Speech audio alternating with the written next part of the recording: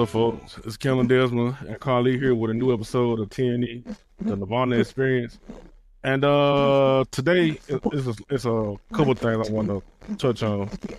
So let's go on to get started. The first thing I want to cover, me and Carl had talked about this yesterday. Let me go to my list of six. We had talked about this yesterday. The main thing that's popping up all over my Twitter feed is this shit with Halle Bailey and DDG. And I came across a video, what's his name, Corey Holcomb, when he was talking about some stuff dealing with their situation and the situation with Shannon Sharp, but I'm getting to that after I talk about this with DDG. So I was on Twitter. And people were saying that the pictures and shit that she used to file that claim wasn't real, and they started showing videos like from the screenshot the picture that she took of her teeth that was broken. They said it come from a video when she was talking about her teeth was broken. But like I said, they just some internet shit. Let me open up a new tab or a new window.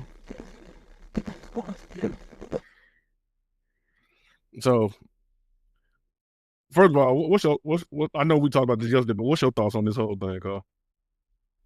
Well, I'm just gonna let you get into the rest of the segment. But as far as the two broken part, I don't. I might be wrong. I don't think he hit her head on the steering wheel. But everybody, like you said, everybody was saying it's an old video. I seen that old video, but then other people were saying she covered for him back then. She didn't say what really happened to her. Now she's saying what really happened back then. That's what I'm hearing now.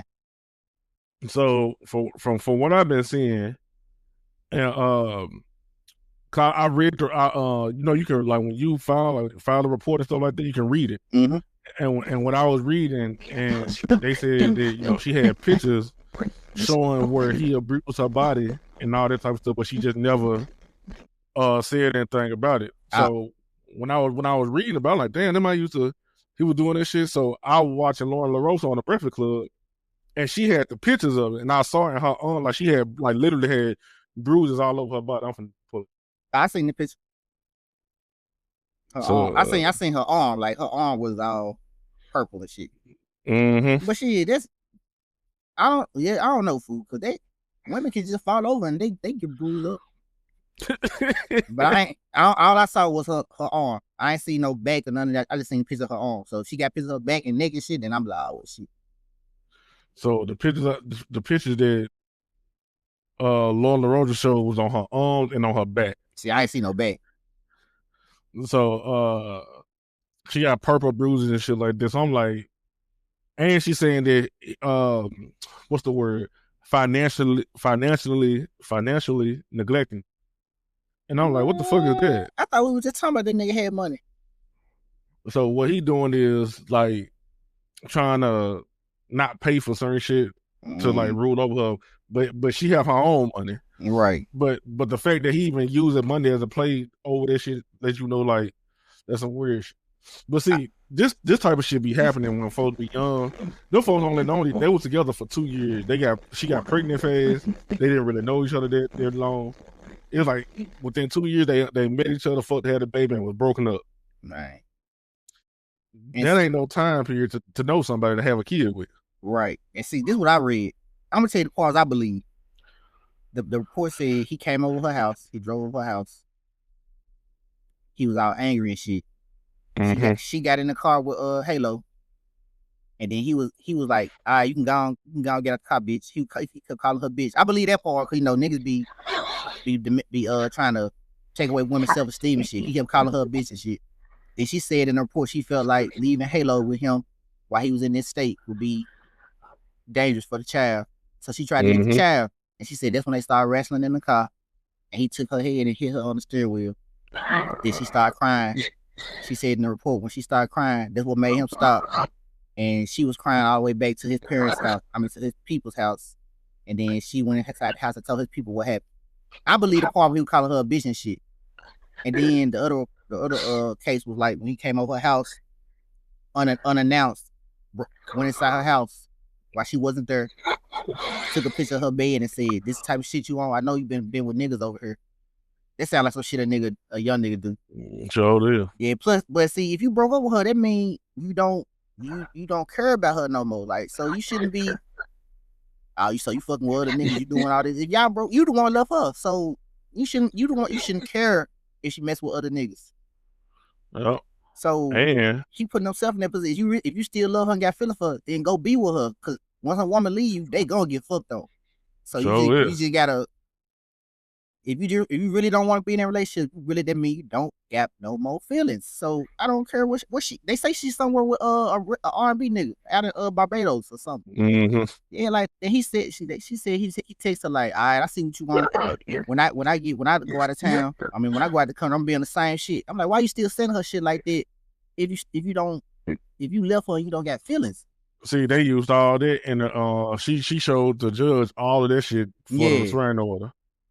So I read this shit in the restraining order. So all the stuff that he make it seem like that he be everything be cool and he just be trying to get his son and shit. But the shit that she showed the judge and proved gave the judge and shit showed that he be on some other shit. Yeah, I believe the text message because she got the text message, but the hidden shit, bro. He did say in a podcast episode before, he said, I have broken some shit, but I ain't never hit nobody. He said, then the girl in the interview said, what you broke before? He be like, I don't broke up. Maybe a phone or two, maybe a TV. I'm like, wait a minute now, you break a TV now, you kind of angry. And that phone or two, that's the time he took her phone and he threw it out the window and said, go get it, bitch. I was like, that made me laugh. Like, I can hear you like, yeah, get this shit, bitch. I'm like, hey, that sound just like a nigga. I'm like, yup, bro, a nigga will snatch a female phone and throw that hoe. I'm like, that's the part I believe, but all that hidden shit, I'm gonna have to. No, they're gonna have to rule the case, and I'm gonna just go along with the case on it. But nah.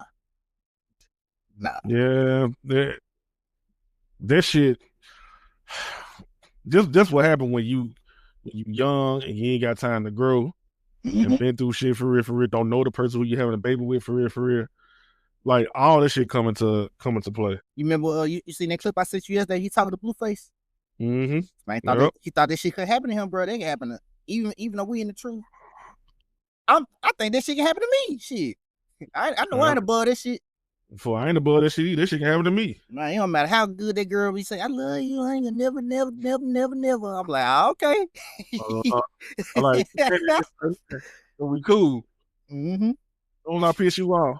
You want some bullshit. Man, y'all can break up, y'all can both say y'all don't want to be together. Like, so we cool. We just gonna break up and just raise our son separately. Like, yeah.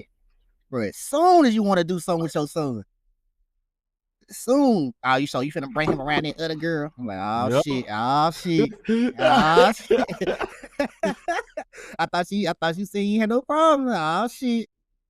Man, that bullshit I be saying, fool. Man, if you gonna make a see, that's the thing. If she was good enough for you to make a family with her, to have a baby with her, the most important thing you can do is make another human together. Why was she not good enough for you to marry her? Cause all this is just her bitter side coming out. Like think about it. This how I can prove this her bitter side. If them videos of her chip tooth back then was from him hitting her, she didn't say nothing all this time until now. Yep. Cause she bitter, bro. Like if you would have been with her, she would have just stayed her nice little sweet. That's my man. That's my baby. That's my father's child. She would stay in that mode. You can pick that child up, take him anywhere if y'all was together. But now y'all ain't together, bro. She gonna use everything, bro. Everything, bro. But that's his fault, though. It is. It's completely his fault.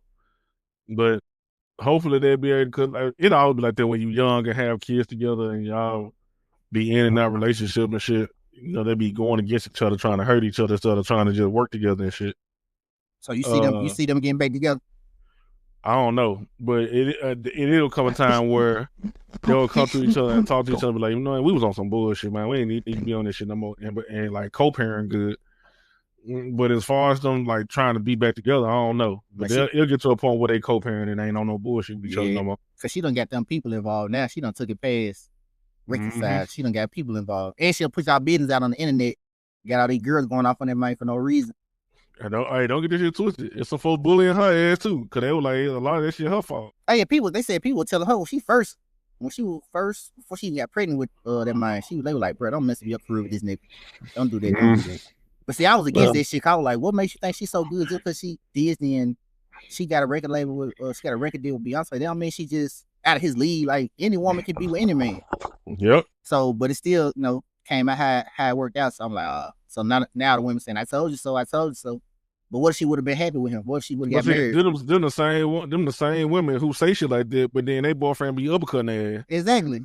So you can't say that shit. Everybody see. Here's the thing: when it come down to relationships and shit like that, everybody can see what's wrong with everybody else's relationship, but they can't see the shit that's wrong in their relationship.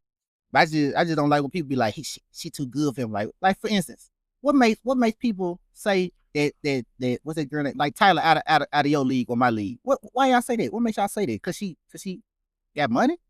Like the only reason they'll say some shit like this is because they see her on these podcasts and interviews and on social media, she popping and shit. Man, I bet if I talk to her, I'ma have her ass. Man, she'll be laughing and shit. Like you can tell a real laugh versus them fake podcast laugh. Yeah, bro. I just hate when people try to be like, why is that Rocky can't be Rihanna? Why can't he be? No, I swear, why not? What's she supposed to be? They be looking at the status and the money and who she is, and she'll sing and shit. So, because at the end of the day, when Rihanna is not on this stage, when she's not being a businesswoman, none of this type of shit, she be at the house with her husband getting pregnant. Man, she like to play video games and everything, bro. She like talking about nerd getting high, doing everything. And that might be making her laugh, bro. I promise, that might be making her fucking laugh. That's why she love that nigga. Yeah, and then why she pregnant again with their third child. Exactly. These niggas can't stay off each other. Exactly. So that's the only time. That's why I was going against this shit. I was like, bro, it don't matter who she is, bro. He can be with her. Mm-hmm. And vice versa. But Yeah, but hopefully they'll be all right. Yeah. They'll be all right. But hey, last week we didn't get a chance to do your segment. What is it called? Lyrical Nonsense? Nah, we did Lyrical Nonsense. We didn't do Winnie Hut Junior. Oh, okay. So who you Winnie Hut Junior? you need to stop. You need to stop. Hey, Roger. Hey, you need to stop putting the clip from Smallboy. Winnie Hut Junior. You need to stop putting that clip in there. Hey, the Winnie Hut Junior Award. This is stupid. Who you giving that shit to this week? All right, y'all. So this the third annual Winnie Hut Junior Award. Our last recipients was Steve Harvey and Russell football player. Today, the Winnie Hut Junior Award is gonna be Drake, fool. That nigga should have been the first one. Why? Because man, he do light skin shit. He do light skin nigga shit. I don't like this. Yeah, shit. I don't know how to explain it. It's whatever me and Ken do, but real corny and real lame at the same time. That's light skin shit. Mm-hmm. If you ever look at you can look at a woman and be like, damn girl, what's up? But then you can look at a woman and do light skin shit like, damn, what's up, girl? And lick your lips and shit.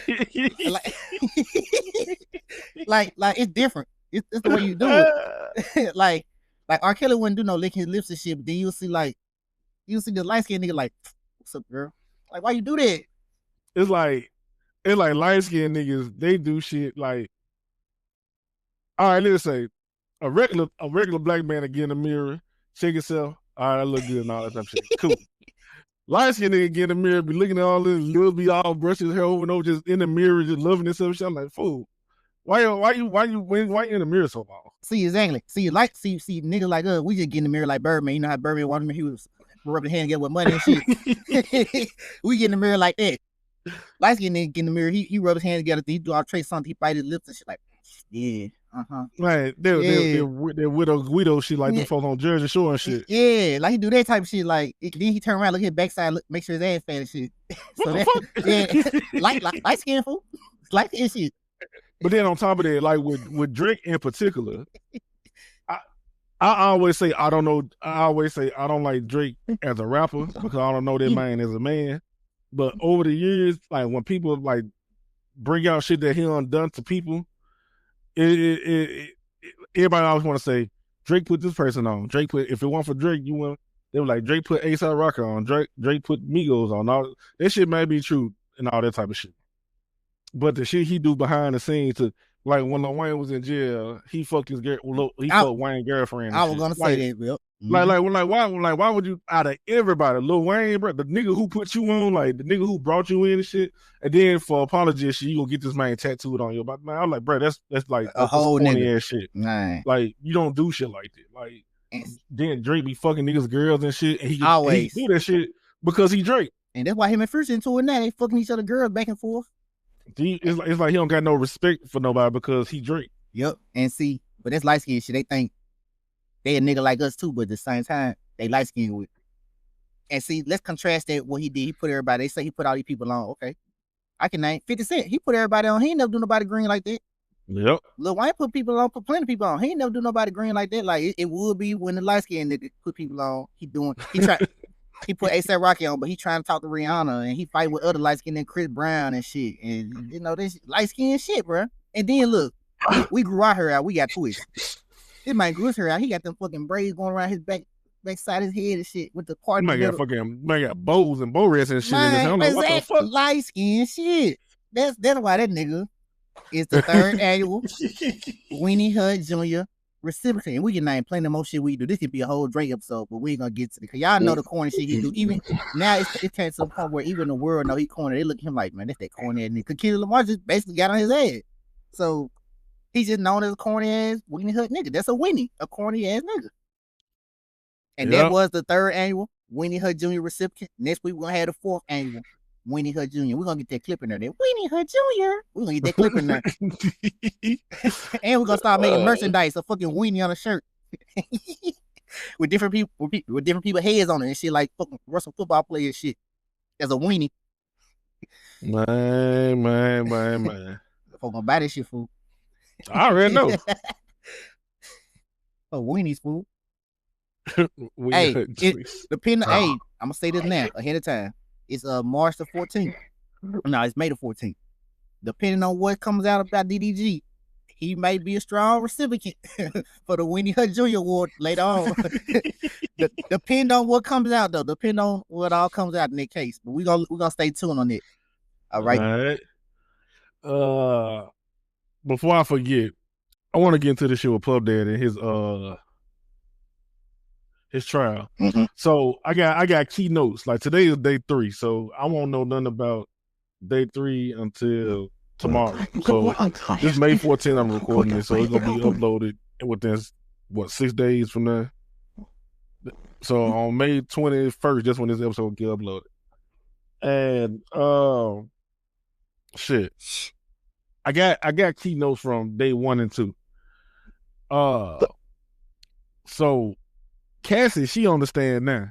Like they in court. Like as we recording this episode, Cassie's on the stand now, and she was on the stand yesterday.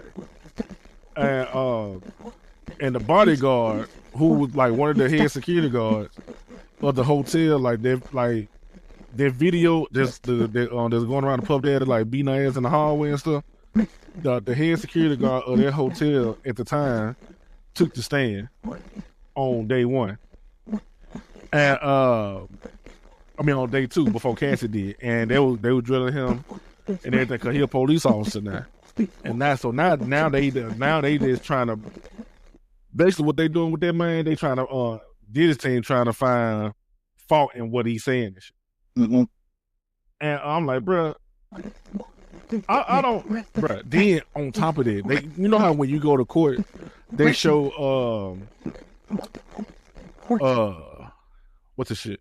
Like when you go to court, when the person that be drawing how you look in the courtroom and shit, they drew how like Puff Daddy and how Cass and all the folks looked and all that type of shit. That man, not like since he in jail and don't got access to like dying shit, bruh. It's like that man it's like that nigga 70 years old. His whole head is white, like gray. Mm-hmm. So I'm like, damn. So how long he been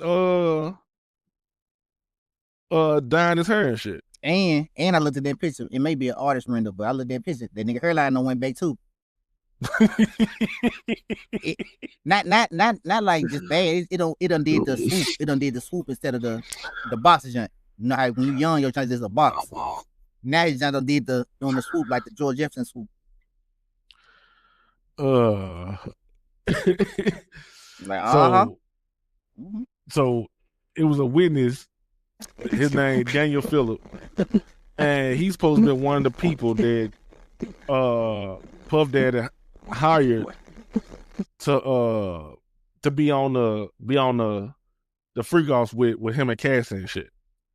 And he said he would pay thousands of dollars on different occasions between like 2012 and 2014 to have sex with Puff Daddy with Cassie while Puff Daddy watching play with himself in the corner. Wait, hold on. Say that again real slow. I want to hear all this shit again.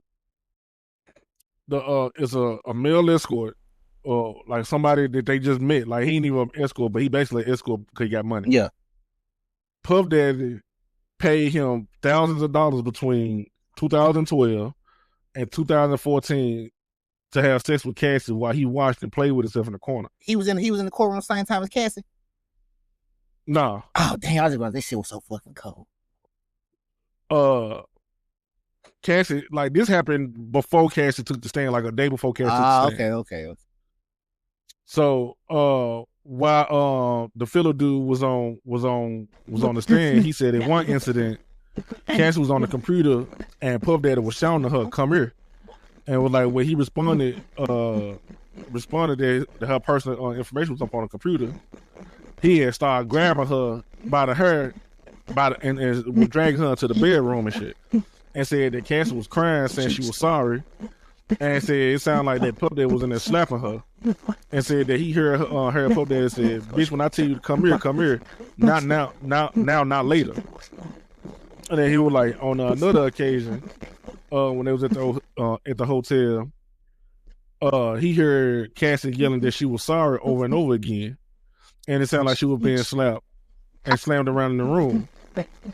And she was like, he was like, when Puff Daddy walked out the room, Cassie ran over there and jumped into his lap, and she was shaking, and she was scared and stuff. And I was like, damn, fool. And he said all this shit while he was on the stand. Mm-hmm.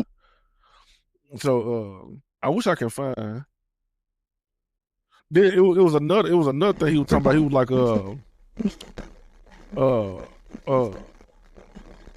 He was like, he used to have sex with Cassie all the time, and he was like he ain't never seen a girl that fine before in his life, and he was just happy to be fucking Cassie, and said he didn't care about Puff Daddy being in the room, and said it started getting weird because he wanted him to do like weird shit, like Puff Daddy always wanted to be covered in oil and see them covered in oil, and would have them have the oil sitting in the hot water and shit so it could be warm. And Cassie said the same thing. As a matter of fact, I can pull up when this shit. Let me find this shit. You finna pull up them actually saying it? Nah, Laura LaRosa, she be inside the courtroom. Like every day she go to the courtroom and report on it. They let certain people in. Now anybody can go in there, John. Damn. Yeah, anybody can go inside the courtroom and hear what's going on. What is it, in New York? Yeah. Okay. Yeah, so anybody can go in the courtroom to hear what's going on and all that type of shit. Man, you seen they tried to get some sympathy points by having his children arrive all holding hands and shit. Man, look. But his girls, they say his girls end up leaving the courtroom when they start talking about their extra freaky shit and shit. I wouldn't want to hear that shit about my dad doing that shit. He's like, this weird ass. Let's see. So it's just to see Puff Daddy like just going through this shit like, nigga, you've been rich and famous. But see this I was just saying this the other day. I remember when I was asking Calvin about having money would distort your sense of reality and shit. Mm-hmm. And this proved my point that it really do, because Puff Daddy been famous as long as I've been born. That nigga been famous and had money, been a millionaire. Cause Biggie came out in '92. That's the year I was born. So just as long as I've been, that's 32, almost 33 years. That nigga been having millions of dollars. He just recently became a billionaire. Mm-hmm. So after a while, regular sex with a woman gonna get kind of boring to him. That's why he started dipping and dabbling into weird ass shit, because he had the access and the money to start doing weird Hollywood shit. Mm-hmm. And he got hooked to that shit. Now he got this young girl. When he was with Cassie, she was young. I think like a 7-year difference or 17-year difference or some 7-year difference, something like that. And they got together. Now he got the upper hand on her. It's like a slave type relationship. And he had her doing like, what type of nigga? Then Cassie was saying that the dude, when they were fucking or whatever, nut on her, and Puff Daddy wanted her to get the semen off her and rub it on his nipples and shit. Rub it on his nipples? Yeah. Okay. Rub it on Puff Daddy. And they were like, you want another man jizz on you, food? That shit gay. Mm-hmm. All right, here we go. I found so this one. I'm finna go into this. What the fuck? Oh, okay. Share screen. We gonna shut the entire screen. All right. So this Lauren LaRosa talking about, I think day 2 when Cassie first took the stand. Let me see. Day 2 kicked off with Cassie, who was the star witness for the prosecutors taking the stand. Now, a lot of people feel like Cassie dropped the ball yesterday with her testimony, but I do not agree whatsoever.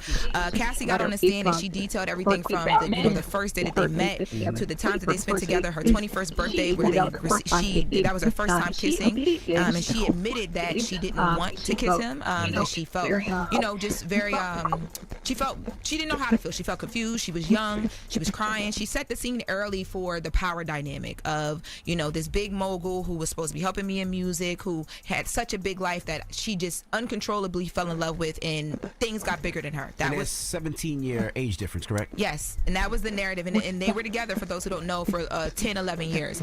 Now, after she details a lot of the background, she starts going into the things that a lot of us wanted to know about. So they talked to her about the freak-offs, and what she says about the freak-offs is that Diddy allegedly was in control. She says that it was very well choreographed. Like, it was almost, when she was describing it, I was like, it sounds like he was shooting a music video. Executive producing. No, for real. She says that there were certain supplies that they would have, right? So they would do candles as the lighting, and it would always be like Glade, or there was another brand that she mentioned because he wanted it to smell a certain way. And then she says then she says that they would get extra linens, and we've heard this story, but she said that because we heard before that there were extra linens because of Dookie on the sheets. So what she said was she was actually made to have freak-offs during her period, and so there would be blood on a lot of the sheets, and she said she didn't want to do that, but she was being made to do that allegedly. And she also alleged that there'd be urine on the sheets, and we've heard testimony about the urine and why those things happened allegedly. And baby oil, she said that they would oil up so much. That was like a big thing for Puff, allegedly. Like, you had to be oiled, that every 5 minutes they were like just re-oiling because he wants you to look like a shiny suit. Yeah, because it glistens, and I guess it's the sexiness of baby oil on it. He wants you to glisten like them shiny suits he used to wear in the 90s. This is so sad. I guess so. And then when we talking about the urine, she talked about that in one of the freak-offs because they'd asked her, we opened up our testimony or our opening statement, the prosecutors, talking about, you alleging that there was a male escort that was made to pee, or I'm sorry, that was made to urinate on you. You say pee? Urinate on you. Can you detail that? So she starts to detail that. She says that at one point she was choking, obvious reasons, and they asked her, why didn't you just ask them to stop? And when I say them, she updated us and let us know. Attorney Riley Freeman? This is why wouldn't you just move out the way? That's what he asked for. Basically, they just asked, like, at this, because it didn't sound like she was being held against her will at that point, like physically. You know what I don't like? Well, she up here, Lorna Rosa talking about what was happening and shit, like reporting what happened in the courtroom and shit. And Charlamagne always making jokes about shit when it ain't time to be joking about shit. I don't like this shit. Right. why would you just, because she said she laid down with her hands up a lot of times when that was happening because she didn't like it and it was a lot going on. And she said that not only would the escorts do it, allegedly Puff would join in as well. And she said when they would get to a point where it was too much for her, sometimes he would tell the escorts, Puff would tell the escorts allegedly like, yo, all right, let's stop, let's chill. So they asked her like, why wouldn't you just tell them to stop yourself? And she said, I mean, I'm laying on the floor, I'm allegedly intoxicated by all these things, and it's two men standing over me. What am I going to do? So I just lay there. Yeah. And so the reason they ask that question is because they know the defense is going to ask that question, so they try to make sure that they ask questions that the defense asked to, make it more comfortable. Yeah, but she broke the freak off down the steps as well. She said that the first step was there was like masturbation, and they would have to do masturbation. It would be her and the escort, and she would have to talk out loud and describe what she was seeing. She would have to be very descriptive because allegedly Puff want to hear that. She said he would be blindfolded, right? No, not all the time, because once they got more comfortable with the escorts, from what it seems like she's describing, the blindfolds would come off and all that stuff. Yeah,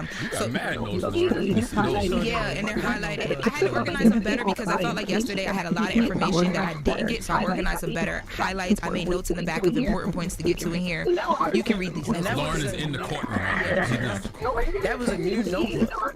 Yeah, no, I bought a second one yesterday. Yeah, that's crazy. So that first step was the descriptive foreplay, and then step 2 was the touching. Now, step 2, she alleges, is that's when all the baby oil comes out. Step 3 is oral, and she says that a lot of times she would rush to get to the oral because she just wanted to get over with, because she kept making a point of she didn't want to do this. She just was doing it because she was so in love, and she said she didn't want him to go and do it with anybody else. Now, step 4 was the actual intercourse where they would engage in, sex, and she said that sometimes Puff would just watch allegedly, but then she said other times he might join in if they were really comfortable with an escort. So that would look like her giving Puff head and allegedly, I can't. No, you can't say that part. That would look like her giving Puff fellatio, and the other escort having sex with her at the same time. Now, she did give us an update I didn't know if I needed. She said that a lot of times after they would finish, the escorts would have a happy ending, and Puff would make her take that happy ending and rub it on his nipples, and then they would engage in whatever they were going to do, just Cassie and Puff. So his man milk on Puff's nipples? That's what Cassie's alleging, that Puff liked her to rub it on his chest and on his nipples. Jesus. And then chocolate covered nipples with a semen drip. Yo, shut up, man. And glaze, we have to say glaze. Oh, yeah, Diddy likes his nipples medium well with a semen glaze. Yeah, she said that anytime that she was having intercourse during the freak-offs by herself, and Puff would just be allegedly listening or watching, he would then ask her about it after, and he'd be very descriptive. Like, he would ask her, how did the D feel? Did she rub the semen in the nipples like a DJ scratches a record? Or did she rub Keep going. She didn't really specify. Why you answering him? Going back to right here, clown.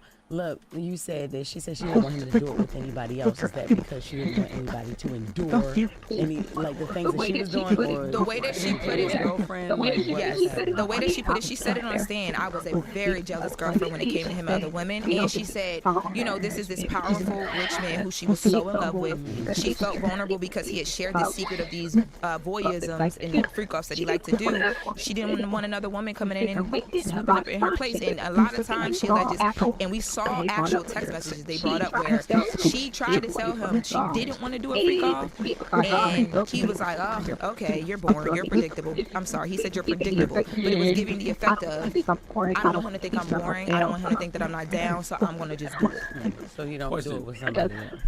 Yes. Did he let the semen cool off? Or does he like his semen warm what else or did he have? I don't know the answer to that, but I will say she mentioned that he sometimes liked the oil to be warm, and they would pour wax on each other from the candles sometimes. Allegedly. The first day you were in court, you said, everybody in the court and the judges and the attorneys, not the judges, the attorneys that were outside watching the press below. But there's basically what happened on, not today, but yesterday. But yeah, fool, like, when it come down to that weird freaky shit, fool, Puff Daddy just the only one that got caught. All them folks be doing shit like that. And it sounds like she didn't not like some of it. She just didn't like the majority of that shit.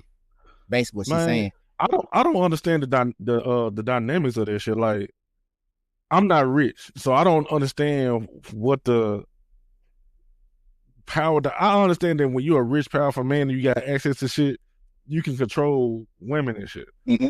but 17, he's 17 years older than her and rich, and she's just a regular girl trying to become a singer and shit. Like, their dynamic, I wouldn't even feel right taking advantage of somebody like that. Being that person ain't even. I guess it's just me. I don't know. Like I said, I just don't understand that dynamic. Like, that shit kind of weird to me. I mean, you know, Young Miami like to get peed on. She said this shit herself. Yeah, I know. She likes so I mean, that mean he did this shit, and she, you know, she didn't mind that part. I guess Cassie didn't like this shit. But I ain't gonna lie. After listening to that, I'm hearing and seeing that she didn't say she didn't like all this shit. She said she didn't like some of this shit. It just be blowing my mind, like, that people sit here and just automatically just taking sides and just make, all right, Puff Daddy did this, and even though he did, you know, he was orchestrating this shit, she could have if she really didn't want to be part of this shit, she could have left. Yeah. And she could have left. But you know, at the same time, that's a woman. Oh shit.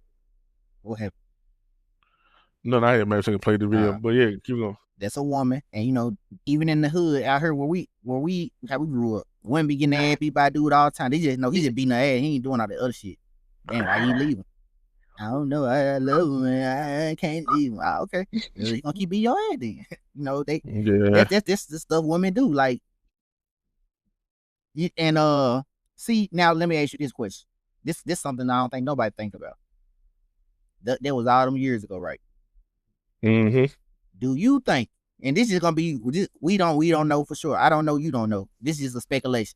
Do you think to this day Cassie can have normal sex? Nope. She too. She done been through so much. She too freaked out. Desensitized. She too freaked out. She freaked out. Do you think she could just? I don't think hit it from the back. I'm gonna turn around, hit it from the front. Now apparently she's still having normal sex. I'm talking about. Do you think that's all she can do now? Is just have normal sex and be satisfied for the night? I don't know. Exactly. Cause she pregnant now with her husband, baby. So apparently she's still fucking. But like, now I know she fucking. I'm talking about. Do you think it's just? I'm gonna hit it from the back. Then I'm turn around, hit it from the front. I'm gonna fall asleep. No. She gotta. She done took some things with her. Some things that she did, like I said, that she didn't mind. And she does that on her white husband now. Cause the white niggas love that shit. But you know, at the same time, they had her so drugged up when she was doing this shit. So okay, you know, she had to go to rehab and everything to get off the drugs and shit. She was drugged up, but she never did. She still said she still remember clearly how she felt about Puff though. That she wanted to do this shit because she didn't want nobody else to do it with him.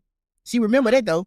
No, she wasn't so drugged up that I didn't know what was going on. I was just laying there, and then I wake up the next day. No, you remember how you felt, and you remember what, and she still remember enough to know what was going on to describe that shit in detail after all the years. She, you know, like she know what she liked and what she didn't like. Cause she telling the courtroom now, she's like, I just want to hear him get to the this part because so we can get to that part, and it can just be me and him and shit. And then she didn't describe whatever he do to her all freaky by himself, but cause that, you know, she didn't mind that. She just mind them other niggas and getting peed on. Who don't mind getting peed on? So Young Miami and shit, you know. But she said she didn't like getting peed on, and she didn't like the other niggas and shit being there and shit like that. And then she'll say one day, some days she don't feel like doing all that because they sound like a long ass process. They sound like a lot of sex. Man. Now I be trying to get my little 30 minutes in. I try to get my little 30 minutes in and then go sleep for the next 5 hours. Well, I ain't trying to spend 5 hours just to go to sleep for 30 minutes. that sound like that's what he do. Man, cause it seemed like that man said, she said first it start with masturbate. Therefore, when he want the folks to masturbate. Yeah, then do oral, then do sex. And see, he sound like the type of nigga, if the dude jacking off and masturbate, he comes too fast. That nigga done got mad like, damn, I wasted all my money. You just came here for 5 minutes. Man, you supposed to be doing this shit for like an hour. I'm like, damn, I'm supposed to be tugging on the whole hour. Like, this sound like, and she supposed to be here the whole time, like, turned on, nipples still hard, this whole, all through this shit. Like, man, hell no. Tired in the mother. And then think about it. Man, that shit. And then think about it. She did a freak off with him Monday. All right, that's 6 hours a day. Turn around Tuesday, he horny again. Hey, I don't order 2 more dudes to come. She gotta do this shit all over. Like, hell no. Who the fuck? You know, she said in court, she said the longest session that they had was 4 days. That's the longest one of the sessions ever lasted was 4 days. See? Bro, I be dumb. Like, me and my girl be dumb. Be like, hey, I ain't trying to see you at the mall. Not on no green shit. I'm just like, nah, man. I gotta rebuild some goddamn some soldiers. All my soldiers gone. I gotta rebuild them. Hold them. Fucking ball, little hell. Yeah, man, I ain't trying to see you at the mall. Bro, you know what I'm talking about, bro. I'm like, bro, you know, you got this shit gotta grow back, bro. I'm like, man, fuck all that. I'm just trying to play the game tomorrow. Right. This nigga, but it sound like Puff Daddy, this nigga, but he wasn't doing all this shit all the time. I mean, he wasn't participating all the time, so he didn't stay horny. I'm like, man, nah. Hell no. This sound like torture for her. This sound like torture for her. Yes, and then he's 17 years. I thought it was 7. I said either 7 or 17 years, but this nigga's almost 20 years older than her doing this shit to her. Like, let's go back to what I was saying. Like, bro, I don't want no woman that much younger than me, fool. Like, this shit weird. Like, older niggas like this shit. Right. Older niggas like this shit. As a matter of fact, let me put up the clip. This finna lead into what I was talking about with Corey Holcomb and shit. What you were talking about with the Shannon Sharp shit. He said this. He said this a week ago on his podcast, on the 5150 podcast. I'm finna play a little bit of it. So I'm gonna start at 14 minute, and then I'm gonna go to the 16-minute mark because it's just certain parts I want to play. Certain parts I want to play. Cause I'm watching this shit, I'm like, man, I don't agree with this shit at all. What Corey Holcomb was saying. Yeah. Corey Holcomb was saying. Here you go. Yeah, the homies kick the dough in and stick y'all up. Yeah. Oh shit, don't say nothing, baby. Just give the money. Oh my God, what is this? That's how you get your money back. If they get too much money from you. But what I'm saying is, women selling vagina is part of American, like baseball and hot dog. Selling vagina is going to happen. Please stop taking people's lives because they fucked somebody you don't want them to fuck. God. Hey, you know what's crazy? America's allies. We got allies.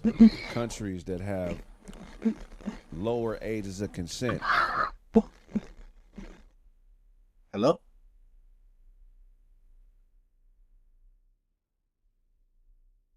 Hello? Yeah. Yeah? It had turned off. It turned off? Yeah. I had switch screen. I ain't even gonna turn off. Let me go back to it. Fuck. Back in business. That's what the Green Ranger used to say when they had their Power Ranger suit on and they don't got their helmet on. Oh yeah, I played the video for I play the video. Yeah. Hey, damn. Let me rewind a little bit. I'm fucking green as hell. I'm fucking green as hell. All right, here we go. Have lower ages of consent in Albania, Austria, Hungary, Italy, Serbia, Germany, Montenegro, and Portugal. The age of consent is 14. That's what I'm telling you. When I was in Iceland, you don't have to be no 18. I think it was 13, maybe 14. Yeah. That's a grunt. The vagina been on this planet 14 years. I've said this before on the show also. Do you know if a woman 16 years old gives you a baby, that is going to be 16, 17, 18, 19. That is going to be one of the healthiest babies possible. Right. At that age, they've been on the planet long enough. They're in their prime developmental wise to create a life. But you're taught in America something different. Those eggs are buoyant. You can dribble them eggs. Them motherfuckers, they got bounce back. Yeah. I'm saying, like, I tried. I thought I was gonna have a doctor on the show, but it didn't work out, and that's okay. Maybe she'll come through next time. I was gonna have a real doctor, not a fake female doctor, a real doctor. Remember the black lady off the show The Doctors? Nah, I don't remember. She was at RZA thing this weekend. Okay. Oh, the pretty lady. Yeah. The brown skin. Yeah. We didn't hook it up, but I believe it's gonna happen. If I got a doctor on my show, it's a real doctor. I don't have DJ doctors and shit like that. Stripper bitches doctors. If I got a doctor on my show, it's a real doctor. Red light district doctors. Yeah, these self-proclaimed doctors, y'all. You know, it's like the internet full of lames. We got to admit that. It's about a doctor of love. That's a doctor. Wait, King, that's funny as hell. He said Dr. Ruth. I ain't heard that one in a minute. Yeah. Dr. Ruth really was, though. She really was. Yeah, all these doctors on the internet. Hey, I just realized something. I didn't even realize it just now. That man had fresher hair. The horse. Not just any horse. That's a Mustang horse. Man, real doctors can show you how they're a real doctor within a moment. Everybody else is going to talk. I have a degree at so-and-so, so-and-so. Shut the fuck up, dumbass. But anyway, yeah, we got to make sure we speak up on men who think that women are being violated 19 years old having sex. And somebody might say, no, sex with an older man. Let me tell you something. Here's another thing about this thing that I want to talk about. All you motherfuckers who ain't never had no money, you can't speak on what Shannon Sharp did. You can't even imagine what it's like to have paper out here in this world. You can fuck everybody. So when you say, he ain't got no business, I know that's a motherfucker ain't never had no money. That motherfucker ain't never had no money. See, let me tell you something. I don't really go after super young girls because I really don't prefer it necessarily. There's not really because you have to sit and talk with a young girl. You have to be phony with a young girl. Yeah, you know what I'm saying? I got that Chris Brown on my iPod right now. You know what I'm saying? Chris Brown, an old nigga now. The young bitches, they like. He's 35, I think. Yeah, they like. Goddamn. Travis Scott, them type of That niggas. kind of Yeah, that's still in their thing. But I'm saying, man, look. If you ain't never been a boss and you speaking on what a boss did as far as where he sleep and who he sleep with, you speaking from a misinformed place. You can't even imagine what it's like to wake up knowing you got enough money to go to the car lot and not fill out no finance papers. Yeah, most people can't relate to that one. You get what I'm saying? I like that G-Wagon. I'm going to go get it right now. Like, that ain't nothing you really get to do. So you can't imagine what it's like to be a boss. Now, there are immoral things that people do, but I don't think it's immoral if you 50, 60, 70 with enough money to fuck bitches that's young. It ain't immoral. It ain't immoral. It's the American way. If you have money, you can do things. See, what he just said, that's the American way. Everything in America is backwards. Everything in America is backwards. Just because you can do something don't mean you have to do it. Just because you got that's exactly what's going on with Puff Daddy right now. Just because he had all that money and all that power and influence don't mean he had to do the shit he was doing with Cass and these freak offs and shit. That's why he in trouble now. And his niggas like Corey Hogan, what he's saying like niggas who ain't never had no money to do this type of shit shouldn't speak on it. Bruh, at the end of the day, I can speak on it because Christ was a carpenter and he put all this shit to shame. He said you shouldn't be doing this shit. So you shouldn't be doing this shit. Right. But see. So I can say that. But see, at the same time, Christ was a carpenter. He put all this shit to shame. But you just said you don't prefer to have a young woman as your wife, right? You said what? You just said you don't prefer to be with a young woman, a younger woman.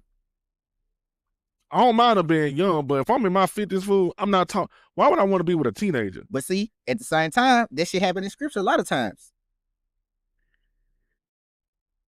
How old was Rebecca when what's the guy with her? Shit, Rebecca was young. I know Abraham was older than Sarah when they was together. All the men be older than the women in scripture when they said most likely she was 16, 17, 18. But who? Rebecca. Right. They can't put no date on it, but most likely 16, 17, 18. But but we know in scripture that you can be with a woman that's super young and shit. Especially because see what Corey Hogan was saying is biology wise, that shit true. Like once a woman once a woman can develop and have her period, like she might have her period 13. Now she can now she can develop a baby. Like so that means her body is ready for sex. That is true. Hey, but at the same time, that's the same shit. What's that count GMS?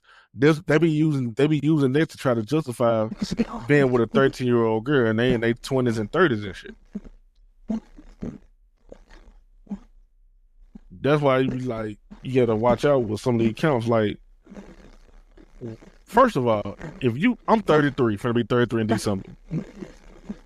What do a 13-year-old got in common with me? What only thing I can do is fuck her. Right. But see, I'm saying what Corey Hope said, it is true. They is at that age, where they do come at that age, that shit is true. Now, people do it in this world, they do, but that part right there, I can't dispute that part. And then when it comes to the having money part, that's true too to a certain extent, because I can't imagine. I don't even care about the females. I can't imagine being about what I want. I like that boat. Give me that yacht. I can't imagine it. It ain't even about that. Yeah.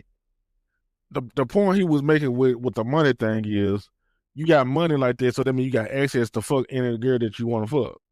Oh, yeah, that is true. But that don't mean you have to. See, this goes back to what I was saying. That don't mean you have to do this. Yeah, he didn't have to do it. He chose to do it. That's the difference. That's what he's saying.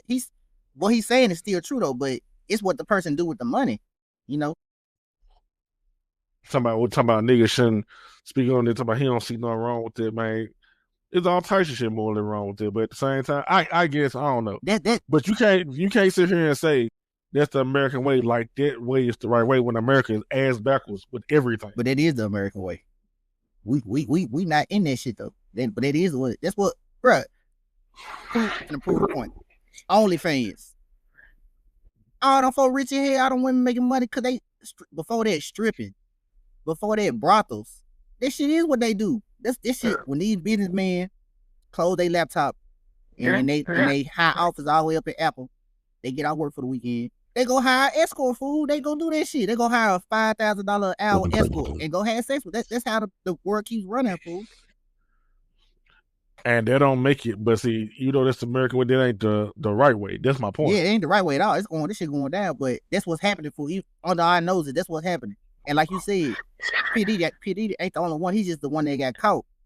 Like, remember the dude that was the Abercrombie and Fitch?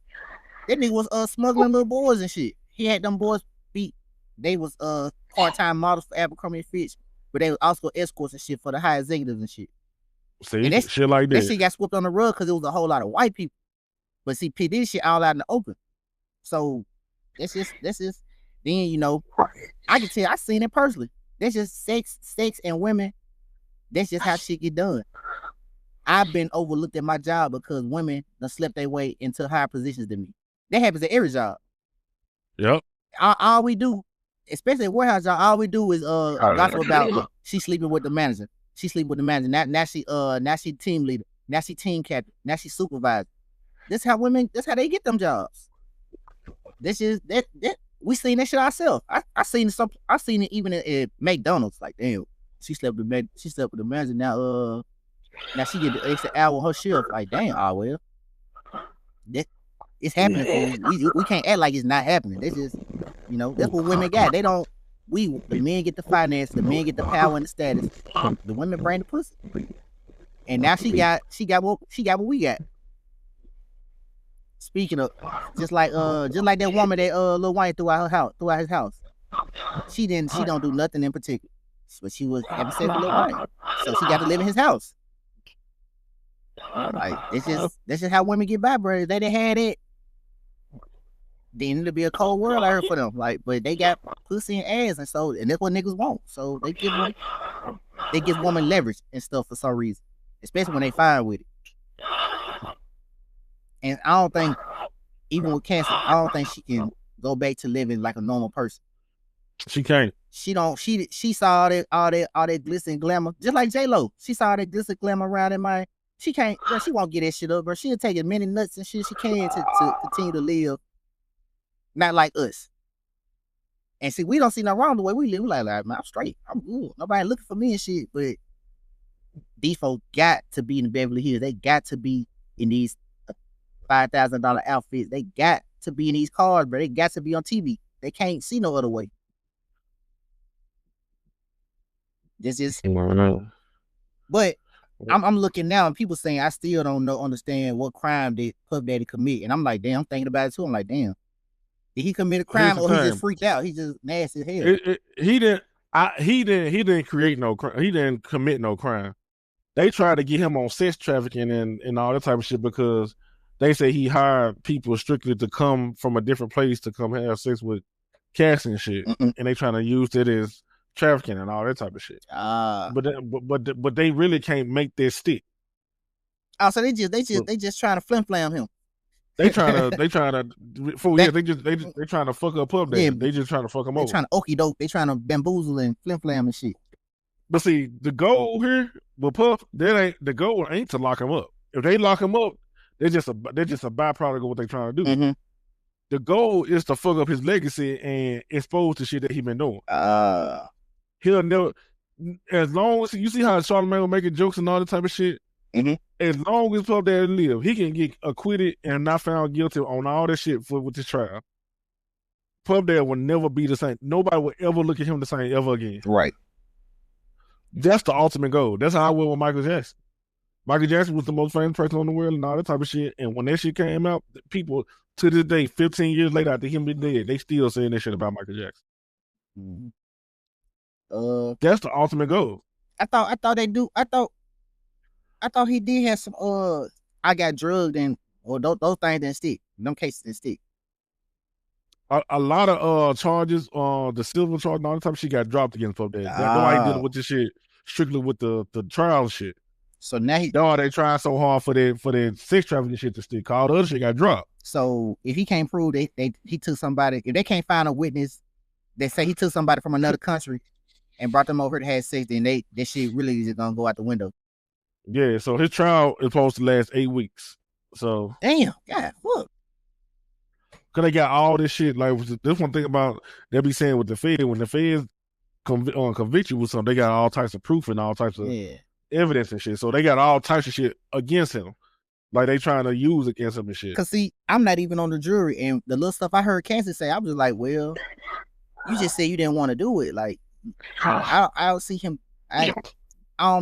Like, what did he do illegal though? You just said you didn't want to participate, but you still participated. You just said you didn't like them parts. Man, they trying to get that sympathy shit. Yeah, like I know she in her crying. Cancer all pregnant. I know she in her crying, but I'm like, a real jury can't convict off that because it wasn't no crime committed that I heard yet. Now when these later days, these later weeks and these later days come out, I was like, oh yeah, that's a crime. That's a fucking crime right there. But what she said all that day was no crime. She just got the jury warmed up and shit, basically. Yep. Because Cassie, she can have her baby at any moment. So they was like, she was on the stand holding her stomach and cramping and stuff because she contracting. So she can have her baby at any moment and shit. And that's what they want people to see. Like, she going through this and have to relive this, and she pregnant, can have a baby in a day, and all that type of shit. That's what they praying on. So, I mean, what you got for Lyrical Nonsensical today? Dang. Oh, okay. All right, y'all. We're finna take a break from the heavy stuff for a second. This is I think this is the 4th episode of Lyrically Nonsensical. I'm your host, Carlee. And what we do at Lyrically Nonsensical is I find 2 songs. 2 songs that don't make a lick of sense. But these songs can be multi-platinum selling songs. But they don't make a lick of sense. So, before I get to these 2 songs I got for today, I want to let y'all know that I'm not a singer, I'm not a songwriter, I'm not a production, I'm not a musical production, I'm not a vocalist, I'm not a vocal coach, I'm not none of that. What I can do is I can read. So I'm just gonna read the words how the song was written on the paper. If y'all hear at any time y'all hear man, or that go, or he ain't saying it right, just don't pay no attention to that because I'm reading the words verbatim. Okay, so the first song we got a real dumb one this time, y'all. We got a real stupid. This song is from 1976, and I'm just gonna read it. I'm just gonna read from the beginning because this shit just sounds stupid from the beginning. So remember, y'all, if y'all hear anything in the background, just don't pay that shit no attention. That's dumb shit. My baby moves at midnight, goes right on till the dawn. My woman takes me higher. My woman keeps me warm. What you doing? Oh my God! So yeah, like I was saying before I fucking interrupted. What you doing on your bed on your back? What you doing on your bed on your back? You should be dancing. Yeah. Dancing. Yeah. She's juicy and she's trouble. She gets it to me good. Oh. My woman gives me power. Goes right down to my blood. Oh, okay. What you doing on your bed on your back? What you doing on your bed on your back? You should be dancing. Yeah. Dancing. Yeah. And that is You Should Be Dancing. Before I interrupted, You Should Be Dancing by the Bee Gees. If y'all want to listen to that song, go back to 1976 and go click on You Should Be Dancing by the Bee Gees. Moving on. Moving on. Right. So yeah, this next song we got waiting on it to pop up. Okay, I got it. Here we go. I might see. You should Hey. I just read it. That's what I said. I just read it, didn't I? Hey, man. This next song's from 2012. This is a real stupid. Okay, I'm just gonna read it from the beginning because it starts stupid. I'm wide awake. I'm wide awake. I'm wide awake. Hey! I ain't even saying that. Hey, what's all that noise and shit? Okay, like I was saying, I'm wide awake. Yeah, I was in the dark. I was falling hard with an open heart. I'm wide awake. How did I read the stars so wrong? I'm wide awake. And now it's clear to me that everything you see ain't always what it seems. I'm wide awake. Yeah, I was dreaming for so long. I wish I knew then what I know now. I would've dived in, wouldn't bow down. Gravity hurts. You made it so sweet till I woke up on the concrete. Oh my God. Falling from cloud 9. Crashing from the high. I'm letting go tonight. Yeah, I'm falling from cloud 9. I'm wide awake. And that is, can you guess it? Wide Awake by Katy Perry. If y'all want to listen to Wide Awake, go to 2012 and click on Wide Awake by Katy Perry. And that was hey. So yeah, that was lyrically nonsensical.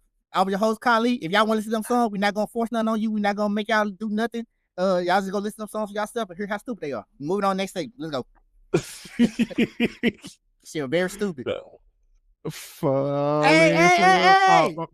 Well, that's your mother. Hey. I said, hey, this shit stupid as hell. Oh shit. Hey man, how many Mortal Kombat games you played? Because I came over with something that I want to do, and I just want to hear your takes on this shit while we on TNT. I played all the Mortal Kombat games except the 3D joints. All right. And I watched you play Shaolin Monks. This shit fun here. All right, let me show my shit. So we on Tier Maker. Mm-hmm. We got all the Mortal Kombat games from Mortal Kombat 1 to Mortal Kombat 1. Mm-hmm. That's the cold shit. So Mortal Kombat 1 1992 and Mortal Kombat 1 2023. And we're gonna make it put in a tier list. You got flawless. This is like the best Mortal Kombat game ever. Near flawless. It could be flawless, but there's a couple things wrong with it. Then you got mid, where it's like it's alright. Then you got near terrible, where they jump playable, but it's ass. Then you got terrible, where it's just straight ass. Okay. All right. So you said you played all of them except for the 3D jump. So the 3D jump is Dead or Alive, Deception, and Armageddon. Mortal Kombat Armageddon. Yeah. So those are 3D era games. So starting with Mortal Kombat 1, 1992, the very first Mortal Kombat game. Near flawless. Where would you put that? I put it near flawless. Why? Because they had a concept for the gameplay, but they didn't get it just quite right. But everything else they got right. The costume, the movesets, the voices and stuff. That shit was almost there. Near flawless. I completely 100% agree with that. Because that's what I was gonna put it. I completely 100% agree. And that's the first Mortal Kombat that started everything. But then they had to get the shit right, which is when Mortal Kombat 2. Exactly. Mortal Kombat 2 is a flaw. It's the bestest, most bestest Mortal Kombat game of all time. When it comes down to the sound effects, the graphics, the fight styles, the roster. The only thing I don't like about the roster, Sonya and Kano went in the roster, but they was held captive. And you could see them on the Shao Kahn level. But the boss wasn't Shang Tsung no more. It was Shao Kahn. Kentaro was in that game. New Sabai, he was a secret fight. Jade was a secret fight.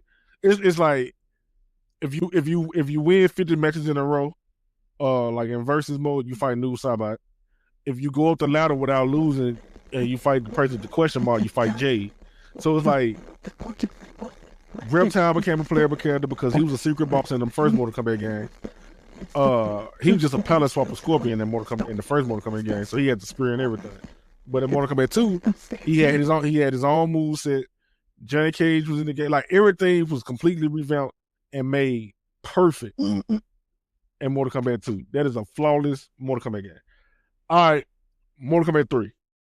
I would say near flawless again because they took a step back from what they did in 2. And then I think a lot of people were missing 2 on it. Yeah, so with Mortal Kombat 3, I don't know if I want to put that hoe in near flawless, but I want to put that hoe in mid at the same time. But I put it in near flawless because the thing about Mortal Kombat 3, all fan favorites was gone except for Sonya, Liu Kang. Who else was still there? Sonya, Liu Kang. Jax was still there. Kano, he came back. But all the favorites like Scorpion and Raiden, they was gone because Daniel Pensilia, the dude that did the mocap and the voice for Raiden, he had left the company, so Raiden wasn't in the game no more. And for whatever reason, Johnny Cage went in. That's right. Daniel Pensilia, he was Johnny Cage too. So all the characters that he was, they weren't in the game no more. The old fan favorite like Johnny Cage and Raiden, 2 of the most famous characters in Mortal Kombat was gone. Mm-hmm. And Scorpion was gone. Like how you have Scorpion missing from Mortal Kombat? Right. So yeah, Scorpion missing. Then they brought all these new people in, and at the time, like who? So all the new people, Shiva, Nightwolf, Cabal. Who else was new at that time? Sector and Sirex. Oh my fucking good. Bro. and you about to put that shit in mid. Bro, come on now. Yeah. The reason I'm about to put it in mid because the game was broke. This shit cool. Oh, okay, all right. Okay. So who else was Sindel, she came. Oh she my was new fucking good. This shit's so fucking cold. Yeah, Sindel, Motaro, he was a new character.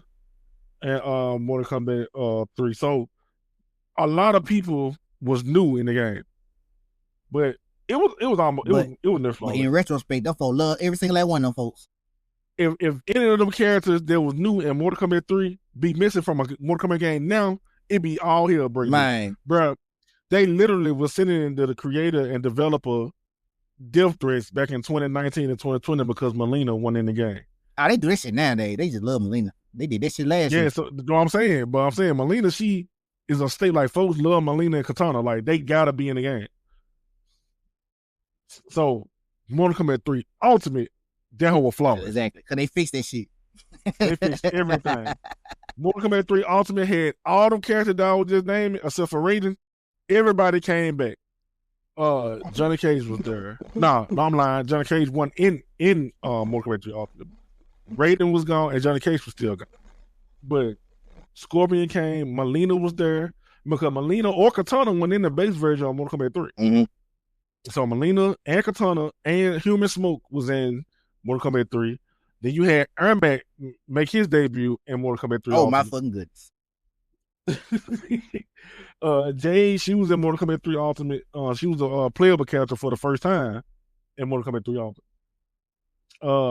Did I say Human Smoke already? No, he said it. Yeah, see, Human Smoke, he was playable. Striker, he was one of the new characters in Mortal Kombat 3, but people don't like him because they say he boring, look like Al Bundy. I like the Striker. I did too, but people don't really like him. They might run and say, why you running like you strong head?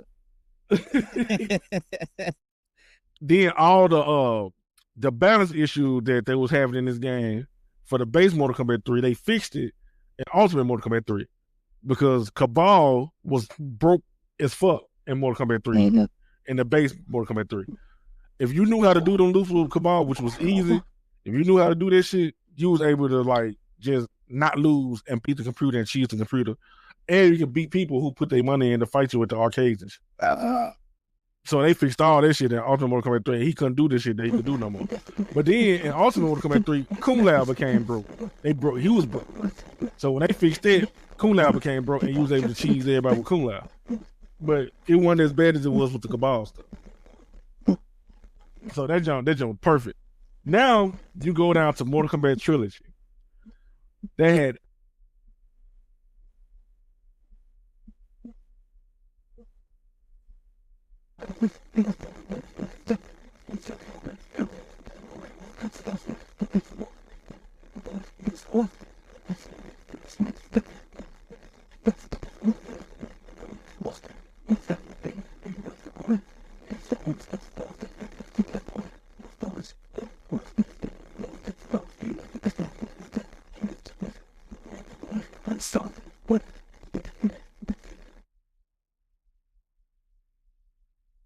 I so wait on like man come back.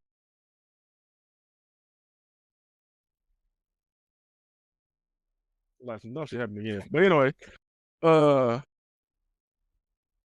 I was saying? What was the last thing you heard me say? Mortal Kombat Trilogy. All right, so Mortal Kombat Trilogy. Like I said just a minute ago, for the internet shit, stupid shit happening. Mortal Kombat Trilogy was every Mortal Kombat game that ever came out up to that point in one game. You had all the boss characters, Shao Kahn, Goro, Kentaro, and Motaro, all the four finally playable. Then you had every stage that was in every Mortal Kombat game ever in one game. Then you had the Mortal Kombat 2 versions of Kung Lao, Liu Kang, and Jax playable, plus the Mortal Kombat 3 variation, which was the current variation of the game. So you literally had everything that ever came out in Mortal Kombat at one time was in one game. So, and what? Now go ahead, go finish it. So to me, there was the ultimate Mortal Kombat package in 1997. Yeah. That was the perfect, flawless Mortal Kombat game. If you wanted to play Mortal Kombat in 1997, you didn't even play Ultimate Mortal Kombat 3 no more. You played Mortal Kombat Trilogy. Mm-hmm. Because it was the total package. You literally had everything. Everything. You had the Mortal Kombat 1 version of Raiden and Johnny Cage and Kano. On top of that, Johnny Cage was finally back in Mortal Kombat because he was the only person that was missing. Johnny Cage's rating. So you had the Mortal Kombat 1 and Mortal Kombat 2 versions of rating to play with. Literally every character that ever was created at that point was in one game. Every stage, every character, everything. Then they added brutalities. So you had friendships, fatalities, babyalities, the stage fatalities, and they added brutality. And it ain't like how it is in a Mortal Kombat game nowadays. Brutalities back then was like, they'll just beat your ass until you blow up. And you had to push a lot of buttons in. If you got one button wrong, you'll forget the brutality. Like for instance, I forgot what Liu Kang brutality was. But I used to remember that joint by heart. And I think I still remember how to do it, but I don't remember that shit. But I know it was something like it was like high punch, low punch, high punch, block, low kick, high kick, and that's all I remember. But you had to literally press all them different buttons back to back and beat their ass till they blew up. If you miss one button, they'll just stop fighting and the opponent just fall backwards, and then they'll just But yeah, Mortal Kombat Trilogy, this motherfucker up here, flawless. All right, now this game, Mortal Kombat Sub-Zero Mythologist, terrible game. Damn, it's terrible. That game is terrible. Now I put it near terrible though. Why you put it near terrible? Because somebody can find some just like that James game. Somebody can find some type of enjoyment out of that bitch. Yeah, but overall, for the most of the community, like people will tell you it's one of the worst Mortal Kombat games. Just like Mortal Kombat Special Forces. But I'm gonna get to that's because it wasn't no fighting game. It was like a story game. I guess people that like that shit. Yeah, fool. Not even just it wasn't a fighting game. Mortal Kombat Sub-Zero Mythologist, for instance. The camera angles are ugly. The people who you'll fight, they'll be beating your ass. The platform was real buggy, so like it's a part in the game where like you jump over like the wind blow in the air, and you supposed to jump in the wind and they'll throw Sub-Zero in the air. Fool, that shit do not work. That game broke. Like that shit do not work. And you gotta like really like break the game just to like get to the edge of the ledge, then jump, then do some bullshit to the platform over this shit. Oh, this one no 3D game. It was like they still were using that the sprites. Yeah, it came out. It was on. I think it was on PlayStation and Nintendo 64. Hell no, yeah, down there. Yeah, so that game was fucking terrible. Yeah. Like I thought this that other Sub-Zero game where unless it ain't that where you can play a Sub-Zero and Scorpion. Yeah, that's Shaolin Monks. Okay, my bad. All right, moving to Mortal Kombat 4. Me personally, I gotta take my personal bias out the way. Cause me personally, I hate that hoe. I hate Mortal Kombat 4 and I hate Mortal Kombat Gold.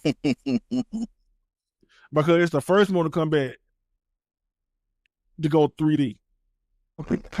They have no friendship, no background. It just had fatalities. Kano won in the game. Kai, he replaced Kano in the game. Kai, he supposed to be a new character, but he basically was Kano. He had all Kano moves. Reiko and Shinnok, they was new in the game. Tanya was new in the game. But it just the gameplay being in 3D, I just didn't like this shit. But if I take my bias out the way, I put it in mid. I think Mortal Kombat 4 was a mid game. Yeah, because that was their first foray into 3D. Mm-hmm. So they got to get it right. I put it in mid. They got to get the shit right. I put that whole in mid. Like Mortal Kombat 4 mid as hell, mid as fuck. So basically, that was their first foray into 3D. So so they should get better. So now 3D games should be going into the near flawless to flawless territory. Let's see if they get better as it go on. Yeah. So now we have Mortal Kombat. It was a PlayStation exclusive, I think. I played it for a little bit, but got so bored. I couldn't beat nobody other than Jax and Sonya, and I didn't want to be near one of them because I didn't want to beat them and not fight. I was them shooting guns and shit. I ain't want. You was fighting, but it wasn't like Mortal Kombat fight. So Mortal Kombat Special Forces. I forgot what year it came out. I just know I was a real young kid, and it was on PlayStation. I had it on PlayStation, and I got so bored with that game that I to this day I still don't know how the game ends. I don't know what the story is in the game. The gameplay is so boring to the point where I couldn't even finish it. And see, you and no one else cares about that game. That's what I'm saying. That whole terrible. That whole look good though. That whole look good, but that whole terrible though. Hell no. They're terrible, bro. That whole look good. Shit. What'd you say? Oh, they're terrible. It doesn't look good. Now we get into the 3D era. The first 3D game. So Mortal Kombat Midway had stopped making Mortal Kombat games for years. After Mortal Kombat Special Forces came out and it bombed the way it did, they stopped making games for years. So PlayStation 2 had came out and it was well into the generation and everything. And the first game they came back with was Mortal Kombat Deadly Alliance. Liu Kang died in the game. Exactly. Amazing. Liu Kang, the Deadly Alliance, Quan Chi and Shang Tsung killed Liu Kang. And that was the biggest like selling point of their game. Because you couldn't even imagine Quan Chi and them killing Liu Kang. Because Mortal Kombat 1, 2, and 3, he was the Mortal Kombat champion. He was beating everybody. So when it came to Liu Kang, like Scorpion wasn't always the face of the franchise. He became the face of the franchise when Mortal Kombat 9 came out. What the fuck? Oh, I really look forward to that. Let me see. But I'm coming. Hold on.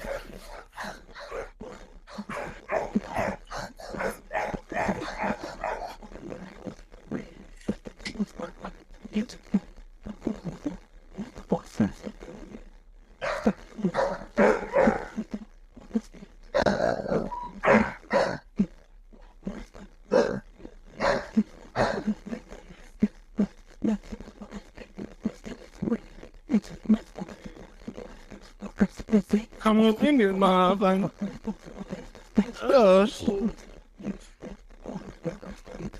I'm back. All right. Mortal Kombat Deadly Alliance. Liu Kang was dead.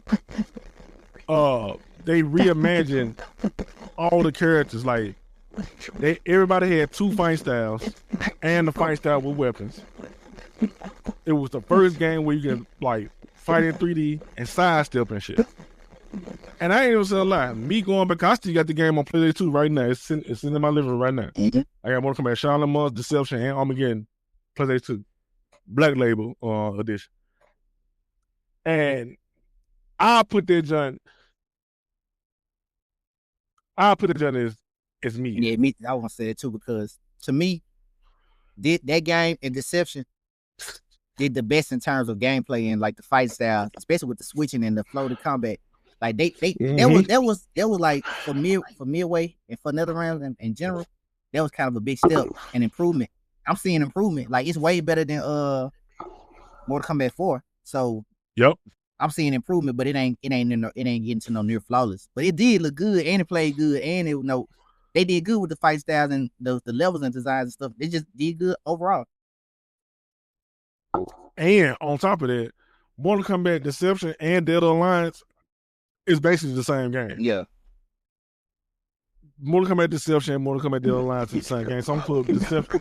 The only thing that stand out with Mortal Kombat Deception is the Conquest mode. If they was to bring them back in a new Mortal Kombat game, that'll be perfect. But they have to do this shit right. I'm gonna put Deception in mid too because Deadly Alliance and Deception is basically the same game. Mm-hmm. Now, Mortal Kombat Shaolin Monks. My personal favorite Mortal Kombat. My favorite Mortal Kombat game, me personally, is Mortal Kombat 2, 3, 11, and Shaolin Monks. Those my most favorite Mortal Kombat games. But in particular, Shaolin Monks, I'm gonna put that whole at near flawless. Cause it could have been flawless, but I'm gonna put that bitch at near. I would say that too because it provides a good single player. And you can play 2 player. You can play with your brothers and stuff. And yep. It's not. See, flawless would have been because around that time, God of War was out and shit. Yep. And so it's a good alternative for God of War, but it ain't taking no God of War down. But it plays into the Mortal Kombat world perfectly. You can still do fatalities and throw people in the trees and off cliffs and shit. So yeah, it's a good single player storyline experience, but it ain't a fighting game. But it is near flawless though. I'm gonna tell you why I put this in near flawless. Cause y'all can do combos and bounce opponents off each other and shit. If y'all cold enough, it depends. You can make that game cold. Depending on if you got two cold at people, y'all can bounce opponents off each other, doing combos and shit. Throw all the folks off the cliff and throw them folks in the trees and pick up weapons. Man, you can do all this shit. But nobody trying to nobody trying to put their time to their games like that. I'm gonna tell you why this near flawless. The story itself is almost making near flawless because it takes place in Mortal Kombat 2. That's the storyline that it takes place in Mortal Kombat 2. The character for the time that this game came out in 2005, the character design was almost near flawless. Mm-hmm. The fighting mechanics was down there near flawless. The way you do brutalities in that game was down there near flawless. Like everything was, even the secrets in Mortal Kombat Shaolin Monks. The thing about that, you couldn't reach certain areas if you was by yourself. So let's just say it was just me and I ain't have brothers. I couldn't get to certain parts and do certain boss fights in the game because I didn't have a second player with me. See, that's just like one of them games like that. Yeah, see, and that's what make it near flawless. If you was able to access all them areas by yourself without somebody, it would have been a flawless game there. And see, but it even had a versus mode. If you want to fight each other in versus like regular Mortal Kombat, you was able to fight each other. So, and see, the reason why I put it in there flawless was the reason I mentioned. And plus, to this day, I still hear people ask for daily lines too. I mean, a Shaolin Monks too. Shit, I want to. They should be that's why they should stop making the fighting game for a little minute and start making like little story games. They should probably remaster that Jax game and remaster that Shaolin Monks game in the new style. Because I know they can do it because they did it in MK11 with that man running through the crypt. Man, that shit was like a game all by itself, trying to figure out them secrets and shit. See, they can do it, fool. That ain't nothing but the conquest mode from this Deception. For real. That's all what that is. Bro, they literally can make a story mode based off their whole premise just like that. That shit was fun. Because they did it in they did this shit in Mortal Kombat 11. They basically do this shit all over. So, fool, as soon as I got that hammer, as soon as I got Shao Kahn hammer, fool, I was in that crib until I figured out every secret. I was like, man, this shit fun. I like walking around this dude. Yeah, me busting too. Them damn faces and shit. I'm gonna tell you another thing that made Mortal Kombat Shaolin Monks near flawless. They actually had the Mortal Kombat 2 arcade version, original Mortal Kombat 2 arcade version in the game. So even if you want to play the old Mortal Kombat 2 game, you can play it on that game. Mm-hmm. I remember literally spending hours with both of my brothers playing the original Mortal Kombat 2 game, trying to get up the ladder, and it taking us hours to do it because the CPU so damn cheap on it. Nah, CPU, they turn you in. Stop lying. Nah, that shit's stupid. Nah. You want to do combos, then you want them to do combos. Nah. Nah, I want to be able to jump and not instantly get anti-air. What you jumping for? Fight. I want to be able to do an uppercut and they don't instantly duck and do I want to do mine. See, know what I'm saying? Nah, that shit. You don't get. Why do yours like? So, why do yours? So that's why I had to learn how to fret the game back in. So when they start getting to a certain point, let me pick a rocker. Let me just walk backwards. And then when they get too close, push low punch and shred their ass and shit into the hill. The CPU loud. This nigga ain't cold. and then when I find Melina, cause when you find in Mortal Kombat 2, when you find Melina and she up there on the ladder, the moment you jump, she jumping with you, throwing her size. Liu Kang, he jumped the highest out of everybody in the game. So Liu Kang just jump over this shit and you could jump kick her. So easy. But with Katana, you can't jump in on her because the moment you jump in front of Katana, she rolling the fans up and you stuck in that dumbass animation, she throwing her fans. So basically, instead of all that crying, all you said you did was you got better. Yeah, exactly. See, exactly. So the game ain't cheat, you win, you get better. Fuck. All right. Mortal Kombat Armageddon. Mortal Kombat Armageddon is just like Mortal Kombat Trilogy, but for the 3D era. So all the characters that came out from Mortal Kombat Deception and Mortal Kombat Dead or Alliance was in one game. And this was supposed to be the last Mortal Kombat game that they was gonna make. So that's why a lot of people in the opening sequence was dying and shit. Because this was gonna be the last Mortal Kombat game. And they brought back Liu Kang. Liu Kang was back in the game again.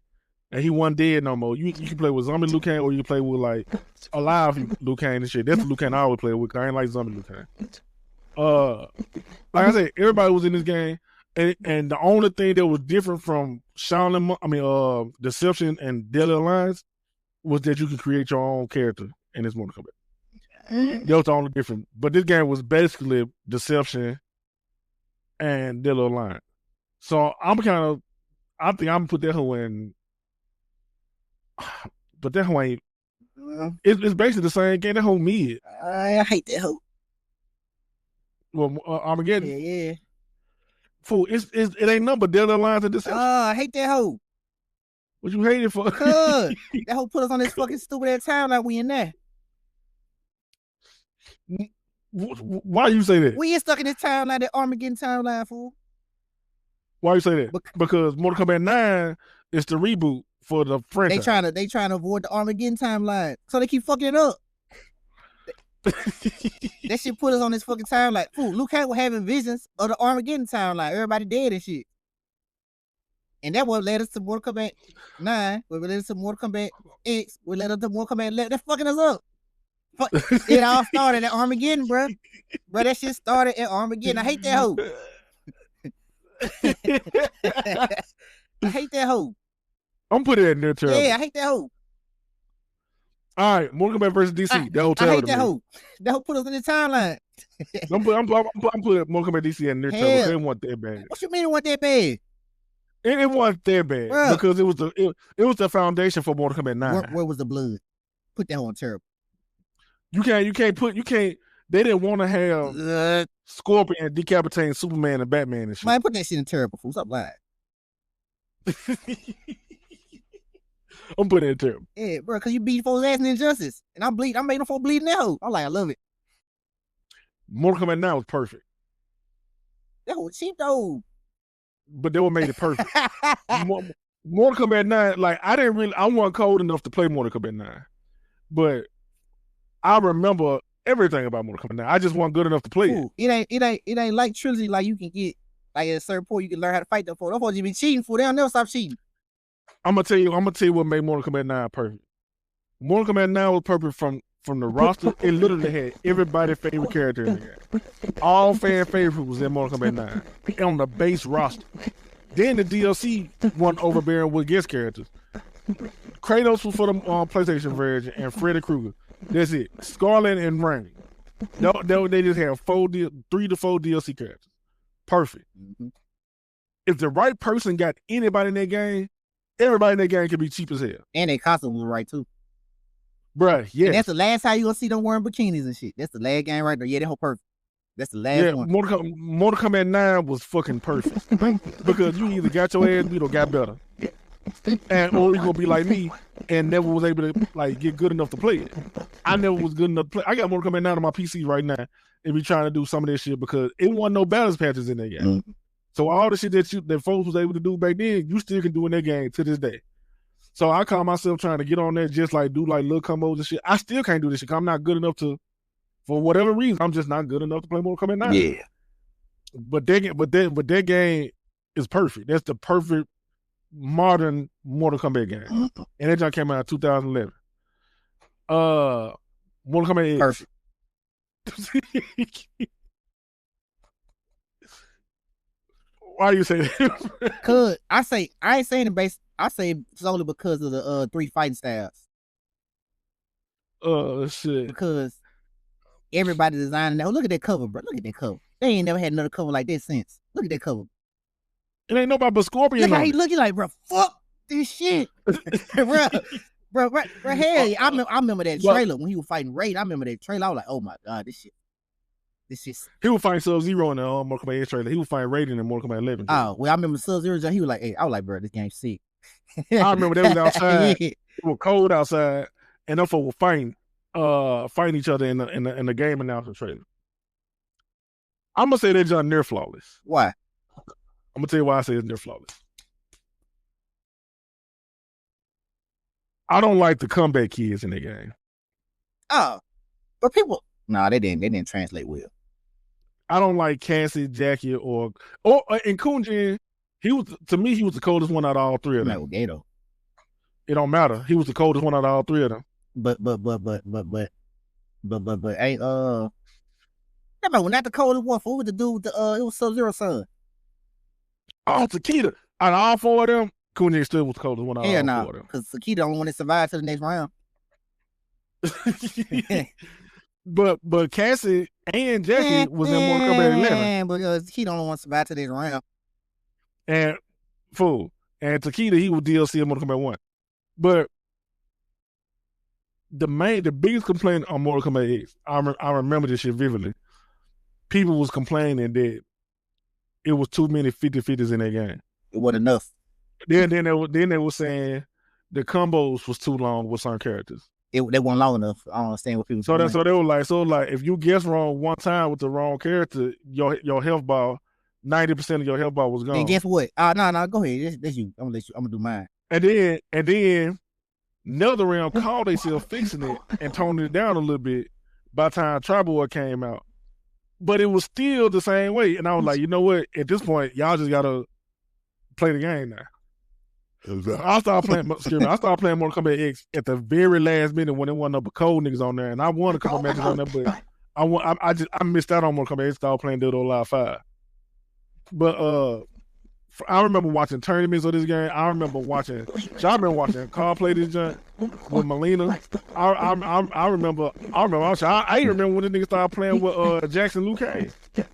I remember all that shit. So people complained about the game so much to the point where they dumbed down the gameplay. Where they tried to dumb down the gameplay in Mortal Kombat 8, and they dumbed it all the way down to Mortal Kombat 11. But I'm talking about that when I get to Mortal Kombat 11. All right. But yeah. All right. So this is my take on Mortal Kombat X. The game was amazing. See, the only problem this is the reason why I say it wasn't flawless.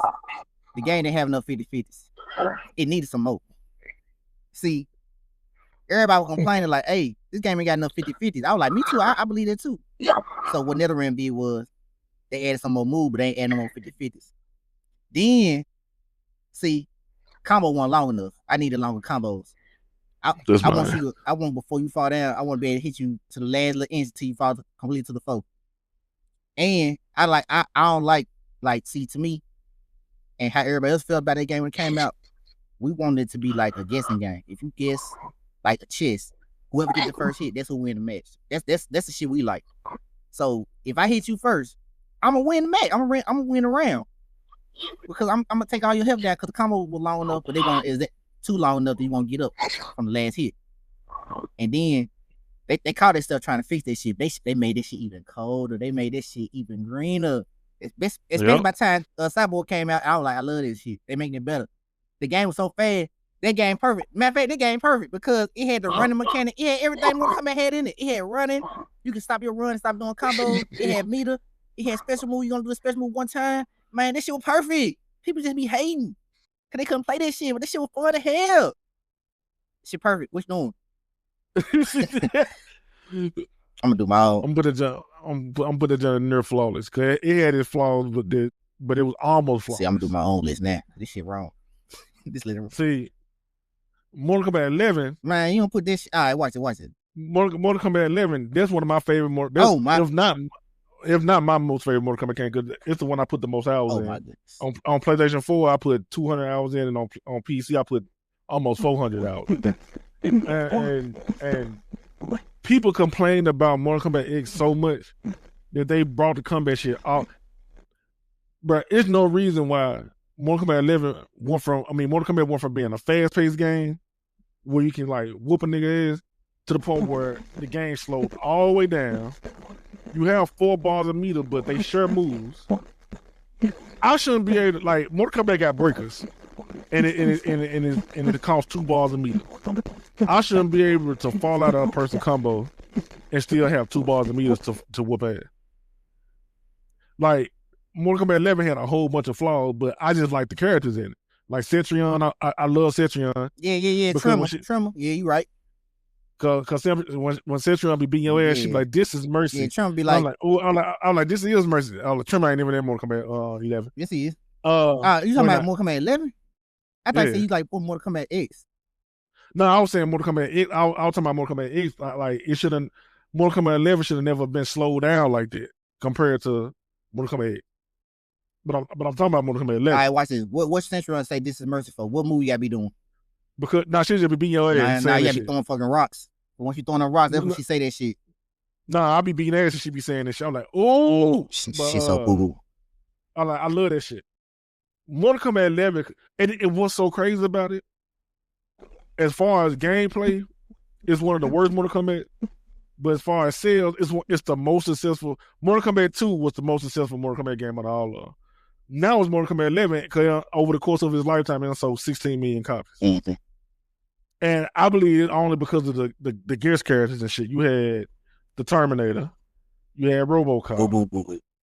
Who else was in there? You had the Joker. It was a lot of people like guest characters in it that made the game sell the way it sold. But as far as the game looked, the way it looked, it was pretty. It's one of the best looking NetherRealm games they came out with. One of the best looking games. But as far as gameplay, the mechanics of it and all that type of shit, I like playing it because I like how slow it is. It give me time to react to some shit. But as far as like, I want to be able to like whoop your ass some more, I can't do it. Like one of the main flaws about Mortal Kombat 11. No matter who playing with a character, everybody gotta play with a character the same way. That's the main flaw. If I pick Liu Kang and somebody else pick Liu Kang, both of us playing with that nigga the same exact way. Because it ain't no different ways you can play with him because the way the game's set up. Then on top of that, they got different variations, but it ain't like how it was in Mortal Kombat X. These niggas literally took moves away that can't, bruh. Let us say Kano had a move that I like, and I wanted to use it with another move. You couldn't do that because it was like those moves ain't compatible with each other and shit like that. Like it's like stupid shit like that. Mortal Kombat X variations, Kano had cutthroat, cyberkinetic, and I forgot what the other one was. But all three of them just, if the right person picked that man, you get your ass beat. And Mortal Kombat 11 ain't like that. You literally only had to pick one variation of Kano to whoop ass with that man. And you barely was doing that shit because he was at the bottom of the tier list on the game when it came out. But it's one of the worst Mortal Kombat, but it was one of my personal favorites. It ain't terrible. It's meaningful. Yeah, it ain't terrible, but it ain't neutral. That whole right there in the middle. It's all right. All right, now my take on it. That game was bullshit because it wasn't no fighting game no more. I'm gonna tell you why. Because you got reverse rewarded. What's reverse rewarded? Things you do in normal fight games that you would get rewarded for, it was a punishment in that game. Let's say you get somebody in the corner. Guess what your reward is for getting them in the corner? Are they finna jump out? They finna press L1 to jump out. All the way to the other side screen. All right. You get your combo off you've been practicing on all day. You get your little lift up. Like you press back and triangle, you get a lift up. Now you get to the combo you've been training on. Guess what your reward is for getting your lift up, your combo. Are they finna press down and whatever and get out that shit? And get back up and block it. And uppercut your ass. And guess what they finna get for uppercutting? They finna get that, what they call that shit? That fucking crushing blow. Yeah, they finna get a crushing blow with 50% damage. Now they finna do their combo.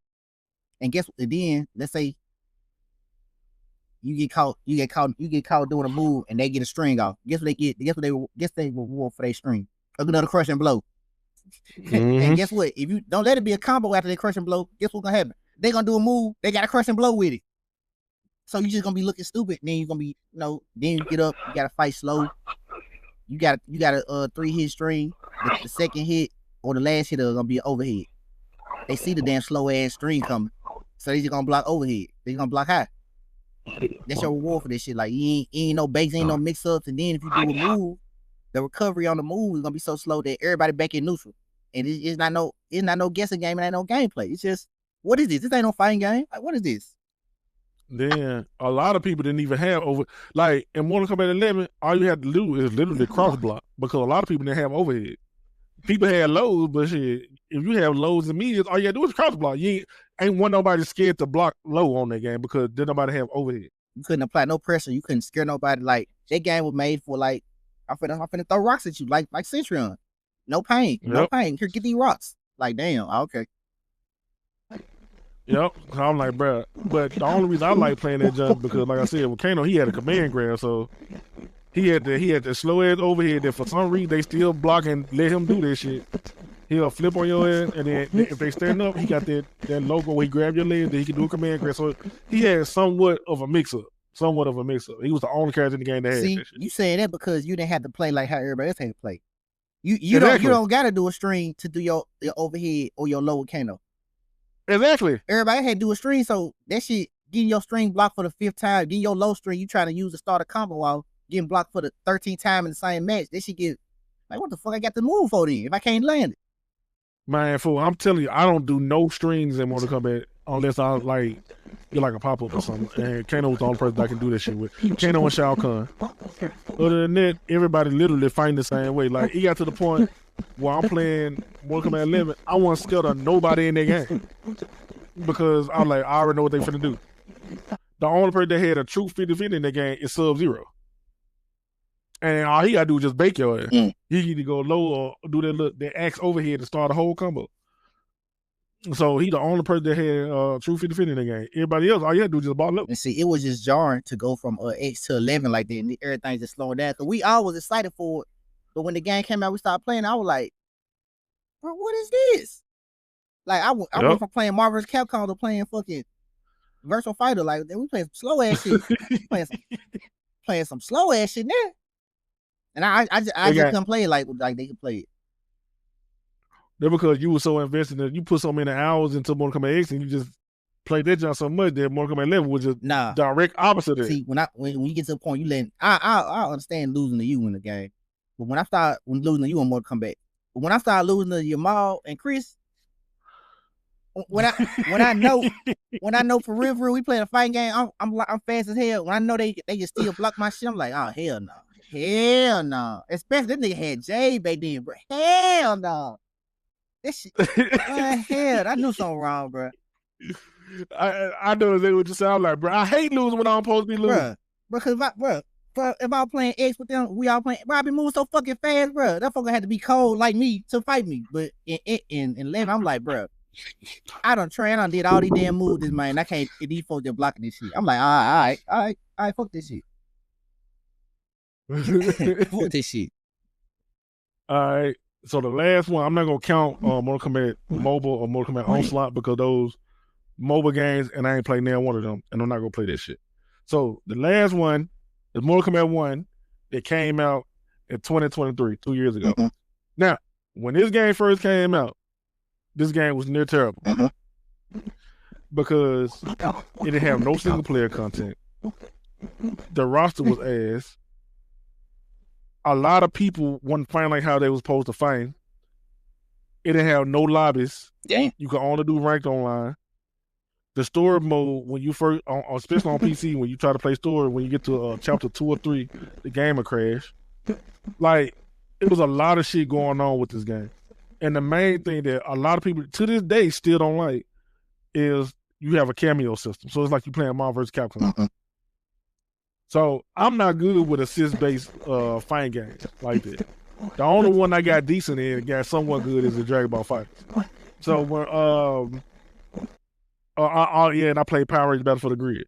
But when Mortal Kombat introduced that shit to the game, I'm like, nigga, why the fuck do I got an assist with fucking?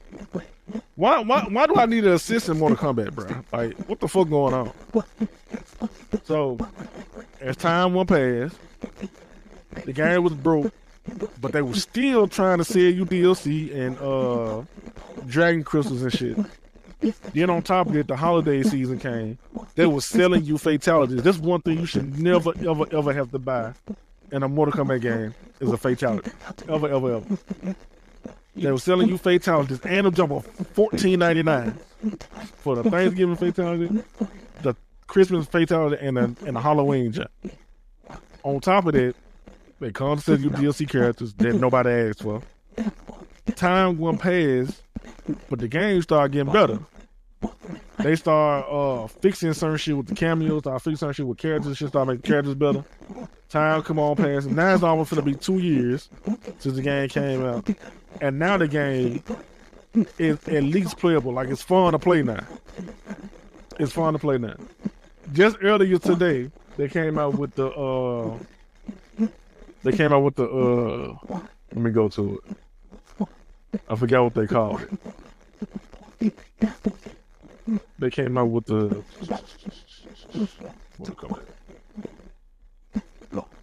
this is what it's called. 19 months after release, Mortal Kombat 1 Definitive Edition. Now, if you know anything about Netherin, oh, it's over with. When they come out, yeah, when they come out with the definitive edition of a game, they threw supporting it. When this game first came out, Ed Boon, the creator of Mortal Kombat and the director of Mortal Kombat, he said that they were gonna be supporting Mortal Kombat 1 longer than they supported Mortal Kombat 11. And they supported Mortal Kombat 11 for like 2-3 years or some shit like that. But by that, the Chaos Reigns DLC that came out with New Sabat, who else came in there? New Sabat, Cyrex, Sator. When they came out and it didn't sell too good, people want it was $50 for a DLC with characters in the store, a store mode expansion. People didn't want to pay that, so it didn't sell that good. And when that happened, WB was like, well, we're not finna do too much. It was a whole nother Combat Pack 3 was supposed to have came out. It was going to include Kano, Sonya, Jade, and one guest character. I'm like, why them niggas weren't in the game from the beginning? So cause that's why I want to play. I want to play with Kano and Sonya. But there was cameos or whatever. But now the game is playable. People like it and all the type of shit. And now it's at the end of his life. And the only new DLC that's gonna come to it is the movie skins from the Mortal Kombat 2 movie that's coming out this year. So I'll put it on at mid because it's not terrible like how it was when it came out. But it ain't nowhere near flawless either. Man, it's just me. It's people like it. Some people like it. Some people hate it, but don't nobody love it. It's me. Yep, don't nobody love it. Yeah. It's still carrying on the traits from MK11. It's not slow as MK11, but they trying to speed up now. So maybe the next installment they're gonna be faster, but it's still carrying on traits from MK11 with the grabbing the shit in the background and grabbing Blanche and all that dumb shit. And then now they adding dumb traits to it, like you said, like assists and shit, making it even harder to fight, locking characters down. Because the game's so slow, them assists lock you down to the point where you can't even recover. Like but it's still so slow that it's just gonna be a blocking contest for the most part, most of the fight. Like it's just not. It's no natural way to open a person up in the game, and that's what a fight game should have, a natural way to get to your opponent's guard and shit. But it's like this game got artificial everything. If your character don't got ranged attacks, you get an artificial. You get a character you get a cameo, they got some range. So now you got an artificial range and shit help you move forward and shit. It's just if you don't got a teleport, you get a cameo, they got a teleport. Now you can teleport a little bit. It's just artificial and shit. Especially them DLC. And then on top of that, yeah. Then on top of that, the DLC characters they chose to put in the game, people didn't ask for. That's the worst selection of DLC characters. They base all off what's going on TV right now. Like who the fuck want Peacemaker inside of a Mortal Kombat game? And Homelander. When y'all done did Superman, did Superman before, and y'all got the nerve to put Omni-Man in the game too. Two fucking Superman archetypes. Like y'all, this shit just stupid, bro. Then most kids nowadays don't even know who the fuck Conan is. Conan the Barbarian is. They just WB Conan the Barbarian owned by WB though. I know. Yeah, so they put Ghostface in the game. People know who Ghostface is, but why is you really a human, bro? These folks will knock your head off for real. I don't care what type of little story they're saying in the background. That nigga a human. Why is you fighting these folks? Like, bro, it's just that's the worst selection. That shit, it should look hype outside looking in, but that's the worst selection of DLC characters. Bro, they literally could have. The DLC they had, it's alright to have one or two guest characters, one or two, but the rest of the characters should have been Mortal Kombat characters. Like they never put Mortal Kombat characters for DLC because it's no reason why. It's literally no reason Sonya and Kano ain't in the game because they said Mortal Kombat 1 is a reboot, another reboot of the original Mortal Kombat, and all the original characters from the Mortal Kombat game will be playable in this game. But Kano and Sonya ain't in the game. Sonya was the first girl in the Mortal Kombat game ever, and she ain't even playable in the game. And I think people, I don't know what it is about people, but Mortal Kombat a scary game to me. It's kind of it got horror themes too. Well, back then it did. Every time you turn the game on, you hear that damn theme. That shit's scary as hell. Like, excellent. Like, man, that shit's scary, bro. Like, when you choose your character, you should choose people that fits into the world. Like Dead or Alive. All them virtual fighter people, they fit into the world. They just fit there. They fit perfect too. Yeah, like MKX, like Jason Voorhees and shit. That shit fitted. Like, what's up with Omni-Man and Homelander and like you said, Ghostface and shit? Like, these people don't fit into the world. Like, especially when, well, no, I was gonna say, especially when you got people out there you can pick like Spawn, but Spawn been in there. He fitted though, but he fit in there. Like, he fits there. Like, Mortal Kombat ain't no people play it like it's just a fighting game, but that shit like kind of scary, fool. Like, I don't know. To me, it is. It's like the horror shit, but I don't playing this shit. yeah, it ain't scary, but the theme of it, that shit just scary. It's like the force of that little forest. That shit was like the faces and shit. All the living forest. Yeah, then the pit, all the folks falling down on the pit from the sky. Shit, like, bruh, this shit ain't no happy go lucky. This ain't Tekken, bro. This shit Mortal Kombat, bro. I don't know. I'm trying to say something, but I don't know how to express it right. But Mortal Kombat got horror things. That's the best way to say it. They got horror things. Yeah. But yeah, that's the chili. They just came out perfect. I'm not gonna count the 2 mobile games because I ain't never played them just.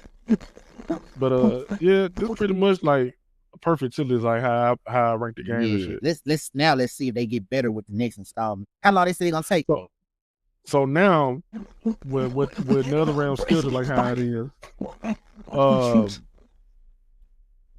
they just announced the definitive edition today.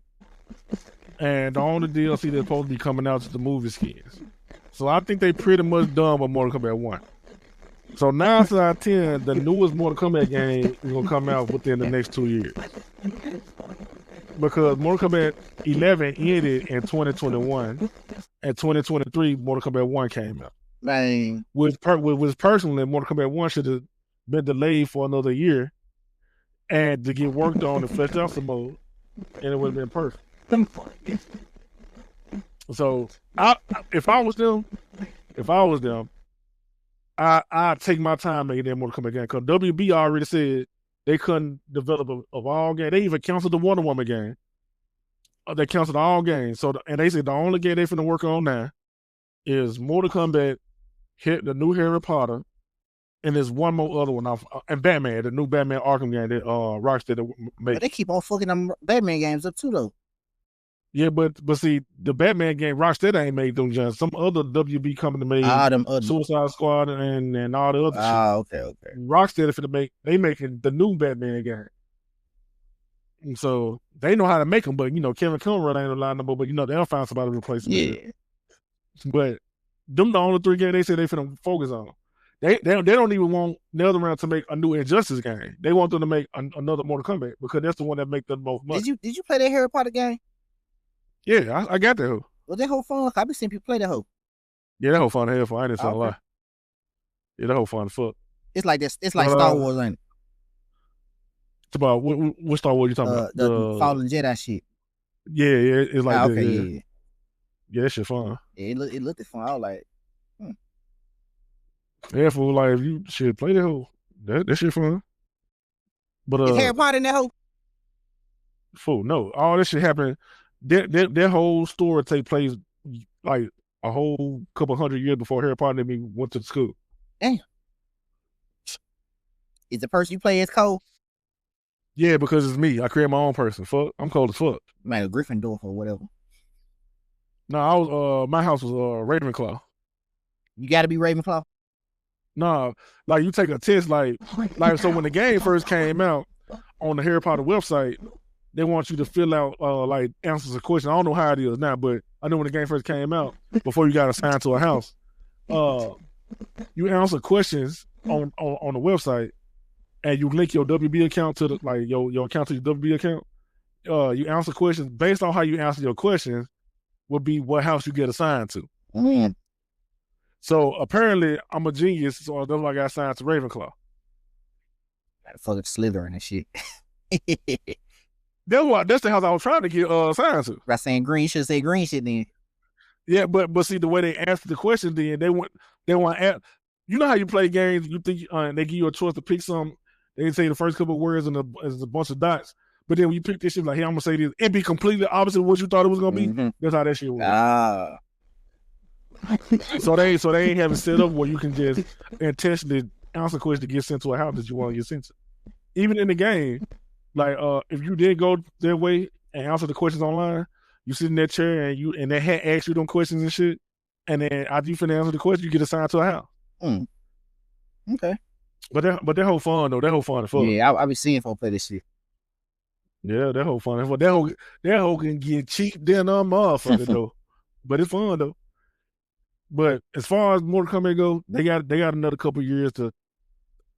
This would be the best Mortal Kombat game if they just take their time making it whole. Take them cameos out.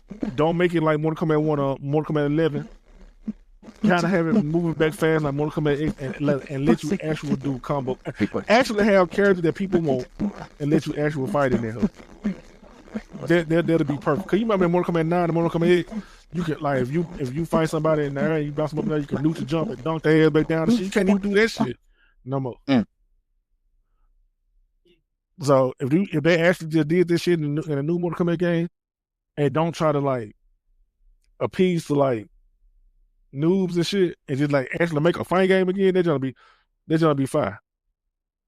Cause Mortal Kombat 9 was the if they make a new Mortal Kombat and it's kind of like how Mortal Kombat 9 was, I'll play that junk. I'll try to get good at that junk. So yeah. There's a tier list for Mortal Kombat. That's my TED Talk. Damn. We usually answer questions at the end of the episode, but the last week episode that was posted, all them questions was for Calvin. So he coming over this weekend. It was like 7 questions that people had, like 7 or 8 questions. People was asking him, they ain't have enough for me or had enough for cause I had some questions saved for when people want to ask James a couple of questions. But from last week, they ain't had enough for me or even last week. Everybody was talking about the stuff with Calvin. For sure. That's cool. So yeah, so we ain't doing a Q&A this week. But we can call it right. We've been recording for about 2 hours. You know, I had the internet connection problem, but it's about 2 hours.